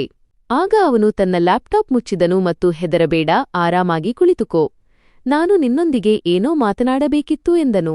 ನನಗೆ ಸ್ವಲ್ಪ ಹಿಂಜರಿಕೆಯಾಗುತ್ತಿತ್ತು, ಸಂಕೋಚವಾಗುತ್ತಿತ್ತು. ಆದರೆ ಆಮೇಲೆ ಅವನು ಹೇಳಿದ ತಕ್ಷಣ ನಾನು ಅವನ ಎದುರಿಗಿದ್ದ ಸೋಫಾದ ಮೇಲೆ ಹೋಗಿ ಕುಳಿತುಕೊಂಡೆ. ಕೆಲವು ಕ್ಷಣಗಳ ಕಾಲ ನಾವಿಬ್ಬರೂ ಸಂಪೂರ್ಣವಾಗಿ ಸುಮ್ಮನಿದ್ದೆವು. ನಂತರ ಅವನು ಹಗುರವಾದ ಧ್ವನಿಯಲ್ಲಿ ನನ್ನನ್ನು ಕೇಳಿದ, ಹಾ, ನೀನು ಏನಾದರೂ ಯೋಚನೆ ಮಾಡಿದೆಯಾ ನನ್ನ ಆಫರ್ ಬಗ್ಗೆ? ನಾನು ನಿನಗೆ ಕೆಲಸದ ಅವಕಾಶ ಕೊಟ್ಟಿದ್ದನಲ್ಲವೇ? ನಾನು ನನ್ನ ಕಣ್ಣುಗಳನ್ನು ಕೆಳಗೆ ಮಾಡಿಕೊಂಡೆ. ನನಗೆ ಏನೂ ಅರ್ಥವಾಗುತ್ತಿರಲಿಲ್ಲ. ಇನ್ನು ಕೂಡ ನಾನು ಯಾವುದೇ ನಿರ್ಧಾರವನ್ನು ತೆಗೆದುಕೊಳ್ಳಲು ಸಾಧ್ಯವಾಗಿರಲಿಲ್ಲ. ಆಗ ಅವನು ಹೇಳಿದ, ಅಚ್ಛಾ, ನಿನಗೆ ಏನೂ ಅರ್ಥವಾಗುತ್ತಿಲ್ಲ. ನಾನು ಧೈರ್ಯ ಮಾಡಿ ಮೊದಲ ಬಾರಿಗೆ ನನ್ನ ಮನಸ್ಸಿನ ಮಾತನ್ನು ಹೇಳಿಬಿಟ್ಟೆ. ನೀವು ನಮಗಾಗಿ ಇದೆಲ್ಲವನ್ನೂ ಏಕೆ ಮಾಡುತ್ತಿದ್ದೀರಿ? ನೀವು ನಮಗೆ ಸಂಪೂರ್ಣ ಅಪರಿಚಿತರಾಗಿದ್ದೀರಲ್ಲವೇ? ನನ್ನ ಈ ಮಾತನ್ನು ಕೇಳಿ ಅವನು ಕೆಲವು ಸೆಕೆಂಡುಗಳ ಕಾಲ ಸುಮ್ಮನಾದನು. ನಂತರ ಹಗುರವಾಗಿ ಮುಗುಳ್ಳಕ್ಕನು. ಆದರೆ ಅವನ ಆ ನಗುವಿನಲ್ಲೂ ಎಲ್ಲೋ ಒಂದು ಕಡೆ ಯಾವುದೋ ಒಂದು ನೋವು ಅಡಗಿಕೊಂಡಿರುವುದು ಸ್ಪಷ್ಟವಾಗಿ ಕಾಣಿಸುತ್ತಿತ್ತು. ಅವನು ಹೇಳಿದ, ನೈನಾ, ಪ್ರತಿ ಸಹಾಯದ ಹಿಂದೆಯೂ ಯಾವುದಾದರೂ ಸ್ವಾರ್ಥ ಅಥವಾ ಉದ್ದೇಶ ಇರಲೇಬೇಕು ಅಂತೇನೂ ನಿಯಮವಿಲ್ಲವಲ್ಲವೇ? ಅವನು ನನಗೆ ಈ ಮಾತನ್ನು ಹೇಳಿದಾಗ ಆ ಮಾತು ನೇರವಾಗಿ ನನ್ನ ಹೃದಯಕ್ಕೆ ಇಳಿದುಬಿಟ್ಟಿತು. ನಾನು ಅವನ ಬಗ್ಗೆ ಏನೆಲ್ಲಾ ಯೋಚಿಸುತ್ತಿದ್ದೆನೋ ಅವನು ಹಾಗೆ ಖಂಡಿತ ಇರಲಿಲ್ಲ. ಸ್ವಲ್ಪ ಸಮಯದವರೆಗೆ ನಾನು ಸುಮ್ಮನೆ ಕುಳಿತಿದ್ದೆ. ಇಂದು ನನಗೆ ಅವನ ಎದುರು ಕುಳಿತಾಗ ಅವನನ್ನು ನೋಡಿ ಭಯವಾಗುತ್ತಿರಲಿಲ್ಲ. ಆದರೆ ನಾನು ನಿಧಾನವಾಗಿ ಉತ್ತರಿಸಿದೆ, ಒಂದು ವೇಳೆ ನಾನು ನಿಮ್ಮ ಆಫೀಸ್ನಲ್ಲಿ ಕೆಲಸ ಮಾಡುವುದಾದರೆ ನನಗೆ ಯಾವುದೇ ಕೆಲಸವೂ ಬರುವುದಿಲ್ಲವಲ್ಲ? ತರುಣ್ ಹಗುರವಾಗಿ ಮುಗುಳ್ನಕ್ಕನು. ನೀನು ಬಿಕಾಂ ಓದುತ್ತಿದ್ದೀಯಲ್ಲವೇ ಎಂದನು. ನಾನು ನಿಧಾನವಾಗಿ ಹೌದು ಎನ್ನುವಂತೆ ತಲೆ ಆಡಿಸಿದೆ. ಆತ ಹೇಳಿದ, ಹಾ, ಹಾಗಿದ್ದ ಮೇಲೆ ನಿನಗೆ ಬೇಸಿಕ್ ಕೆಲಸಗಳನ್ನು ಕಲಿಯಲು ಹೆಚ್ಚು ಸಮಯ ಹಿಡಿಯುವುದಿಲ್ಲ. ಉಳಿದ ಸ್ಟಾಫ್ ಸಿಬ್ಬಂದಿ ನಿನಗೆ ಸಹಾಯ ಮಾಡುತ್ತಾರೆ. ಅವನ ಮಾತುಗಳಲ್ಲಿ ಒಂದು ವಿಚಿತ್ರವಾದ ಸರಳತೆ ಇತ್ತು. ಅದರಲ್ಲಿ ಅವನು ನಮ್ಮ ಮೇಲೆ ಯಾವುದೇ ಉಪಕಾರ ಮಾಡುತ್ತಿದ್ದಾನೆ ಎಂಬ ಭಾವನೆಯೂ ಇರಲಿಲ್ಲ ಮತ್ತು ಅವನ ನೋಟವೂ ನನಗೆ ಎಲ್ಲೂ ವಿಚಿತ್ರವಾಗಿ ಕಾಣಿಸಲಿಲ್ಲ. ಇದೇ ವಿಷಯ ನನಗೆ ಎಲ್ಲರಿಗಿಂತ ವಿಭಿನ್ನವಾಗಿ ಮತ್ತು ತುಂಬಾನೇ ಇಷ್ಟವಾಗಿ ಕಂಡಿತು. ನಂತರ ನಾನು ಹಿಂಜರಿಯುತ್ತಲೇ ಕೇಳಿದೆ, ಅಚ್ಛಾ, ಮತ್ತೆ ನನ್ನ ಓದಿನ ಕಥೆ ಏನಾಗುತ್ತದೆ? ಅದಕ್ಕೆ ಅವನು ಉತ್ತರಿಸಿದ, ಹಾ, ಅದು ಕೂಡ ಇದರ ಜೊತೆಯಲ್ಲೇ ಸಾಗುತ್ತದೆ. ನಿನ್ನ ಓದು ಮಧ್ಯದಲ್ಲೇ ನಿಲ್ಲುವುದು ನನಗೆ ಇಷ್ಟವಿಲ್ಲ. ಇಷ್ಟನ್ನು ಕೇಳಿದ ತಕ್ಷಣ ನನ್ನ ಕಣ್ಣುಗಳು ಹಗುರವಾಗಿ ತುಂಬಿ ಬಂದವು, ಏಕೆಂದರೆ ನನ್ನ ಸ್ವಂತ ತಂದೆಯೇ ಎಂದಿಗೂ ನನ್ನ ಓದಿಗೆ ಅಷ್ಟೊಂದು ಪ್ರಾಮುಖ್ಯತೆ ನೀಡಿರಲಿಲ್ಲ. ನಾನು ನನ್ನ ಸ್ವಂತ ಇಷ್ಟದಿಂದಲೇ ಓದುತ್ತಿದ್ದೆ ಮತ್ತು ನನ್ನ ಓದಿನ ಖರ್ಚನ್ನು ನನ್ನ ತಾಯಿಯೇ ಭರಿಸುತ್ತಿದ್ದರು. ಬಹುಶಃ ತರುಣ್ ನನ್ನ ಕಣ್ಣುಗಳ ತೇವಾಂಶವನ್ನೂ ಕಣ್ಣೀರನ್ನೂ ನೋಡಿಬಿಟ್ಟಿದ್ದನು. ಅದಕ್ಕಾಗಿಯೇ ಅವನು ತಕ್ಷಣ ಮಾತನ್ನು ಬದಲಾಯಿಸಿದನು. ಹಾಗೆ ನೋಡಿದರೆ ಹೆದರುವ ಅಗತ್ಯವೇನೂ ಇಲ್ಲ. ಆಫೀಸ್ನಲ್ಲಿ ನಿನ್ನನ್ನು ಯಾರೂ ಕೂಡ ತೊಂದರೆಗೆ ಸಿಲುಕಿಸುವುದಿಲ್ಲ ಎಂದನು. ಆಗ ನಾನು ಹಗುರವಾದ ಧ್ವನಿಯಲ್ಲಿ ಕೇಳಿದೆ, ಎಲ್ಲಾ ಜನರು ನಿಮ್ಮನ್ನು ನೋಡಿ ಅಷ್ಟೊಂದು ಏಕೆ ಹೆದರುತ್ತಾರೆ? ಇದನ್ನು ಕೇಳಿ ಅವನು ಸ್ವಲ್ಪ ಸಮಯದವರೆಗೆ ನನ್ನನ್ನೇ ನೋಡುತ್ತಿದ್ದನು. ನಂತರ ಸೋಫಾಕ್ಕೆ ಒರಗಿಕೊಳ್ಳುತ್ತಾ ಹೇಳಿದ, ಏಕೆಂದರೆ ಜನರು ಕೇವಲ ಮನುಷ್ಯನ ಹೆಸರನ್ನು ನೋಡುತ್ತಾರೆ, ಅದರ ನಿಜವಾದ ಕಾರಣವನ್ನು ನೋಡುವುದಿಲ್ಲ. ನನಗೆ ಅವನ ಮಾತು ಸರಿಯಾಗಿ ಅರ್ಥವಾಗಲಿಲ್ಲ, ಆದರೆ ಅವನ ಒಳಗೂ ಯಾವುದೋ ಒಂದು ನೋವು ಅಡಗಿದೆ ಮತ್ತು ಅದರ ಬಗ್ಗೆ ಅವನು ಯಾರಿಗೂ ಹೇಳುವುದಿಲ್ಲ ಎನಿಸಿತು. ಅಷ್ಟರಲ್ಲೇ ಇದ್ದಕ್ಕಿದ್ದಂತೆ ನನ್ನ ಕಣ್ಣು ಅವನ ಕೈಮೇಲೆ ಬಿತ್ತು. ಅವನ ಮಣಿಕಟ್ಟಿನ ಮೇಲೆ ಯಾವುದೋ ಒಂದು ಹಳೆಯ ಗಾಯದ ಕಲೆ ಕಾಣಿಸುತ್ತಿತ್ತು. ನಾನು ಅವನ ಕೈಯನ್ನು ನೋಡುತ್ತಿರುವುದನ್ನು ಬಹುಶಃ ಅವನು ಗಮನಿಸಿಬಿಟ್ಟಿದ್ದನು. ಹಾಗಾಗಿ ಅವನು ತಕ್ಷಣವೇ ತನ್ನ ಅಂಗಿಯ ತೋಳನ್ನು ಸ್ಲೀವ್ಸ್ ಕೆಳಗೆ ಮಾಡಿಕೊಂಡನು. ಸರಿ, ತುಂಬಾ ತಡವಾಯಿತು. ನೀನು ಕೂಡ ಹೋಗಿ ಮಲಗಿಕೋ ಎಂದನು. ಈ ಮಾತಿಗೆ ನಾನು ನಿಧಾನವಾಗಿ ಎದ್ದು ನಿಂತೆ. ಆದರೆ ಕೋಣೆಯ ಕಡೆಗೆ ಹೋಗುವಾಗ ಏಕೆ ಎಂದು ಗೊತ್ತಿಲ್ಲ, ನನ್ನ ಹೆಜ್ಜೆಗಳು ತುಂಬಾನೇ ಭಾರವಾದಂತೆ ಅನಿಸುತ್ತಿದ್ದವು. ಮರುದಿನ ಬೆಳಗ್ಗೆ ನಾನು ಬೇಗನೆ ಎದ್ದೆ. ಏಕೆ ಎಂದು ಗೊತ್ತಿಲ್ಲ, ನನ್ನ ಕಣ್ಣುಗಳು ತಾವಾಗಿಯೇ ತುಂಬ ಬೇಗನೆ ತೆರೆದುಕೊಂಡಿದ್ದವು. ಇಲ್ಲದಿದ್ದರೆ ನಾನು ಇಷ್ಟು ಬೇಗ ಏಳುತ್ತಿರಲಿಲ್ಲ. ನನ್ನ ಮನಸ್ಸಿನಲ್ಲಿ ಒಂದು ವಿಭಿನ್ನವಾದ ಗಾಬರಿ ಮತ್ತು ಕುತೂಹಲ, ಕ್ಯೂರಿಯಾಸಿಟಿ ಎರಡೂ ಒಟ್ಟಿಗೆ ಶುರುವಾಗಿದ್ದವು. ತಾಯಿ ನನಗೆ ಹೇಳಿದರು, ಮಗಳೇ, ಇಂದು ನಿನ್ನ ಕೆಲಸದ ಮೊದಲ ದಿನ. ನಿನ್ನ ಕಡೆ ತುಂಬಾ ಗಮನವಿರಲಿ ಮತ್ತು ಪ್ರತಿಯೊಂದು ಕೆಲಸವನ್ನು ತುಂಬಾನೇ ಚೆನ್ನಾಗಿ ಮಾಡು. ಈ ಮಾತಿಗೆ ನಾನು ಹಗುರವಾಗಿ ಮುಗುಳ್ನಕ್ಕೆ. ಆದರೆ ನನ್ನ ಆ ನಗುವಿನಲ್ಲಿ ಮೊದಲಿರುತ್ತಿದ್ದ ಆ ಸಿಹಿ ಇರಲಿಲ್ಲ. ತರುಣ್ ನನ್ನನ್ನು ತಾನೇ ಸ್ವತಃ ತನ್ನೊಂದಿಗೆ ಆಫೀಸ್ಗೆ ಕರೆದುಕೊಂಡು ಹೋದನು. ಕಾರಿನಲ್ಲಿ ಕುಳಿತುಕೊಂಡ ಇಡೀ ದಾರಿಯುದ್ದಕ್ಕೂ ನಾನು ಸಂಪೂರ್ಣವಾಗಿ ಸುಮ್ಮನಿದ್ದೆ. ಆದರೆ ಈ ನಿಶ್ಶಬ್ದ ನನಗೆ ಮೊದಲಿನಂತೆ ಅಸಹನೀಯವಾಗಿ ಅನ್ಕಂಫರ್ಟಬಲ್ ಆಗಿ ಅನಿಸಲಿಲ್ಲ. ಆಫೀಸ್ ತಲುಪಿದ ತಕ್ಷಣ ನಾನು ಸ್ವಲ್ಪ ಸಮಯದವರೆಗೆ ಅಲ್ಲೇ ನಿಂತುಬಿಟ್ಟೆ ಮತ್ತು ಆಫೀಸ್ನ ಆ ದೊಡ್ಡ ಬಿಲ್ಡಿಂಗ್ ಅನ್ನು ತುಂಬಾನೇ ಆಳವಾಗಿ ಗಮನವಿಟ್ಟು ನೋಡಲಾರಂಭಿಸಿದೆ. ಅಲ್ಲಿನ ದೊಡ್ಡ ಬಿಲ್ಡಿಂಗ್, ಗ್ಲಾಸ್ ಡೋರ್, ಗಾಜಿನ ಬಾಗಿಲುಗಳು ಮತ್ತು ಒಳಗೆ ಬಂದು ಹೋಗುತ್ತಿದ್ದ ಸಿಬ್ಬಂದಿ, ಸ್ಟಾಫ್. ನನಗೆ ಇದ್ದಕ್ಕಿದ್ದಂತೆ ಅನಿಸಲಾರಂಭಿಸಿತು, ನಾನು ಇಲ್ಲಿ ಫಿಟ್ ಆಗಲು ಹೊಂದಿಕೊಳ್ಳಲು ಸಾಧ್ಯವೇ ಇಲ್ಲ ಎಂದು. ಎಲ್ಲಿ ನಾನು ಇನ್ಯಾವತ್ತಿನ ಈ ಆಫೀಸ್? ಆಗ ತರುಣ್ ನನ್ನ ಕಡೆ ನೋಡಿದ. ಏನಾಯಿತು ನೈನಾ ಎಂದ. ನಾನು ಹಗುರವಾಗಿ ತಲೆ ಆಡಿಸುತ್ತಾ ಏನೂ ಇಲ್ಲ ಎಂದೆ. ನಂತರ ನಾವು ಒಳಗೆ ಹೋದೆವು. ಆಫೀಸ್ ಒಳಗಡೆ ನನಗೆ ಒಂದು ಚಿಕ್ಕ ಡೆಸ್ಕ್ ಮೇಜು ನೀಡಲಾಯಿತು. ಅಲ್ಲಿ ಪ್ರಿಯಾ ಎಂಬ ಹುಡುಗಿ ನನ್ನ ಬಳಿ ಬಂದಳು. ಅವಳು ನನಗೆ ಬೇಸಿಕ್ ಕೆಲಸಗಳನ್ನು ವಿವರಿಸಲು ಶುರುಮಾಡಿದಳು. ಇಂದು ನನ್ನ ಮೊದಲ ದಿನವಾಗಿತ್ತು. ಬಸ್, ಫೈಲ್ಗಳನ್ನು ಅರೇಂಜ್ ಮಾಡುವುದು, ಜೋಡಿಸುವುದು, ಇಮೇಲ್ಗಳನ್ನು ಅರ್ಥಮಾಡಿಕೊಳ್ಳುವುದು ಮತ್ತು ಸಿಸ್ಟಮ್ ಅನ್ನು ನೋಡುವುದರಲ್ಲೇ ನನ್ನ ಇಡೀ ದಿನ ಕಳೆದುಹೋಯಿತು. ಎಲ್ಲಾ ಜನರು ತರುಣ್ ಎದುರು ತುಂಬಾ ಚಿಲ್ಲಾಗಿ, ಶಾಂತವಾಗಿ ಇರುತ್ತಿದ್ದರು. ಆದರೆ ಅವನು ಇಲ್ಲದ ಸಮಯದಲ್ಲಿ ಸ್ವಲ್ಪ ಮುಕ್ತವಾಗಿ ಮಾತನಾಡಿಕೊಳ್ಳುತ್ತಿದ್ದರು. ನಾನು ಇದನ್ನು ಗಮನಿಸಿದೆ. ಎಲ್ಲರೂ ಅವನ ಹೆಸರನ್ನು ಕೇಳಿ ಸ್ವಲ್ಪ ಹೆದರುತ್ತಿದ್ದರು, ಹೌದು, ಆದರೆ ಅವನಿಗೆ ಅಷ್ಟೇ ಗೌರವವನ್ನು ಕೊಡುತ್ತಿದ್ದರು. ಆ ದಿನ ನನ್ನದು ಚೆನ್ನಾಗಿಯೇ ಕಳೆಯಿತು. ನಂತರ ಮರುದಿನ ನನಗೆ ಕೆಲಸ ಸ್ವಲ್ಪ ಅರ್ಥವಾಗಲು ಶುರುವಾಯಿತು. ನಾನು ಫೈಲ್ಗಳನ್ನು ನಾನೇ ಸ್ವತಃ ಅರೇಂಜ್ ಮಾಡಲು ತೊಡಗಿದೆ. ಆಗ ಹಿಂದಿನಿಂದ ಒಂದು ಧ್ವನಿ ಕೇಳಿಸಿತು, ಈ ಫೈಲನ್ನು ತಪ್ಪು ಆರ್ಡರ್ನಲ್ಲಿ ಇಡಲಾಗಿದೆ ಎಂದು. ನಾನು ತಕ್ಷಣವೇ ಚಕಿತಳಾಗಿ, ಗಾಬರಿಯಾಗಿ ಹಿಂದೆ ತಿರುಗಿ ನೋಡಿದೆ. ನನ್ನ ಹಿಂದೆ ತರುಣ್ ನಿಂತಿದ್ದನು. ನಾನು ಬೇಗನೆ ಹೇಳತೊಡಗಿದೆ, ಅಚ್ಛಾ, ಸಾರಿ, ಈಗಲೇ ಸರಿ ಮಾಡುತ್ತೇನೆ. ಅವನು ನನ್ನ ಮೇಲೆ ಒಂದು ನೋಟ ಬೀರಿದ ಮತ್ತು ಹೇಳಿದ, ಆರಾಮಾಗಿ ಕೆಲಸ ಮಾಡು, ಆದರೆ ಸರಿಯಾದ ಕೆಲಸ ಮಾಡು. ಹೆದರುವ ಅಥವಾ ಗಾಬರಿಯಾಗುವ ಯಾವುದೇ ಅಗತ್ಯವಿಲ್ಲ. ಅವನು ನನಗೆ ಬೈಯಲಿಲ್ಲ, ಆದರೆ ನನ್ನ ತಪ್ಪನ್ನು ತಿದ್ದಿದನು, ಕರೆಕ್ಟ್ ಮಾಡಿದನು. ಇದೇ ವಿಷಯ ನನಗೆ ಸ್ವಲ್ಪ ಗೊಂದಲವನ್ನುಂಟು ಮಾಡುತ್ತಿತ್ತು. ಹೀಗೆಯೇ ಲಂಚ್, ಮಧ್ಯಾಹ್ನದ ಊಟದ ಸಮಯವಾಯಿತು. ಲಂಚ್ ಸಮಯದಲ್ಲಿ ಪ್ರಿಯಾ ನನ್ನೊಂದಿಗೆ ಸ್ವಲ್ಪ ಮಾತನಾಡಿದಳು ಮತ್ತು ಅವಳು ನನ್ನನ್ನು ಕೇಳಿದಳು, ನಿನಗೆ ಬಾಸ್ ಮೊದಲಿನಿಂದಲೇ ಗೊತ್ತಾ? ಅದಕ್ಕೆ ನಾನು ಉತ್ತರಿಸಿದೆ, ಇಲ್ಲ, ಬಸ್ ಈಗ ಇತ್ತೀಚೆಗಷ್ಟೇ ಪರಿಚಯವಾಗಿದ್ದು. ಪ್ರಿಯಾ ತಲೆ ಆಡಿಸುತ್ತಾ, ಅಚ್ಛಾ, ಓಕೆ, ಬಾಸ್ ಹೊರಗಿನಿಂದ ನೋಡಲು ತುಂಬಾ ಸ್ಟ್ರಿಕ್ಟ್ ಆಗಿ ಕಾಣಿಸುತ್ತಾರೆ, ಆದರೆ ಸ್ಟಾಫ್ ವಿಷಯದಲ್ಲಿ ಅವರು ತುಂಬಾನೇ ಸಾಫ್ಟ್, ಪೊಲೈಟ್ ಆಗಿದ್ದಾರೆ ಎಂದಳು. ನಾನು ಅವಳ ಮಾತನ್ನು ಕೇಳಿಸಿಕೊಂಡೆ, ಆದರೆ ನಾನೇನೂ ಮಾತನಾಡಲಿಲ್ಲ, ಏಕೆಂದರೆ ನನ್ನ ಮನಸ್ಸಿನಲ್ಲಿ ಇನ್ನೂ ಪ್ರಶ್ನೆಗಳಿದ್ದವು.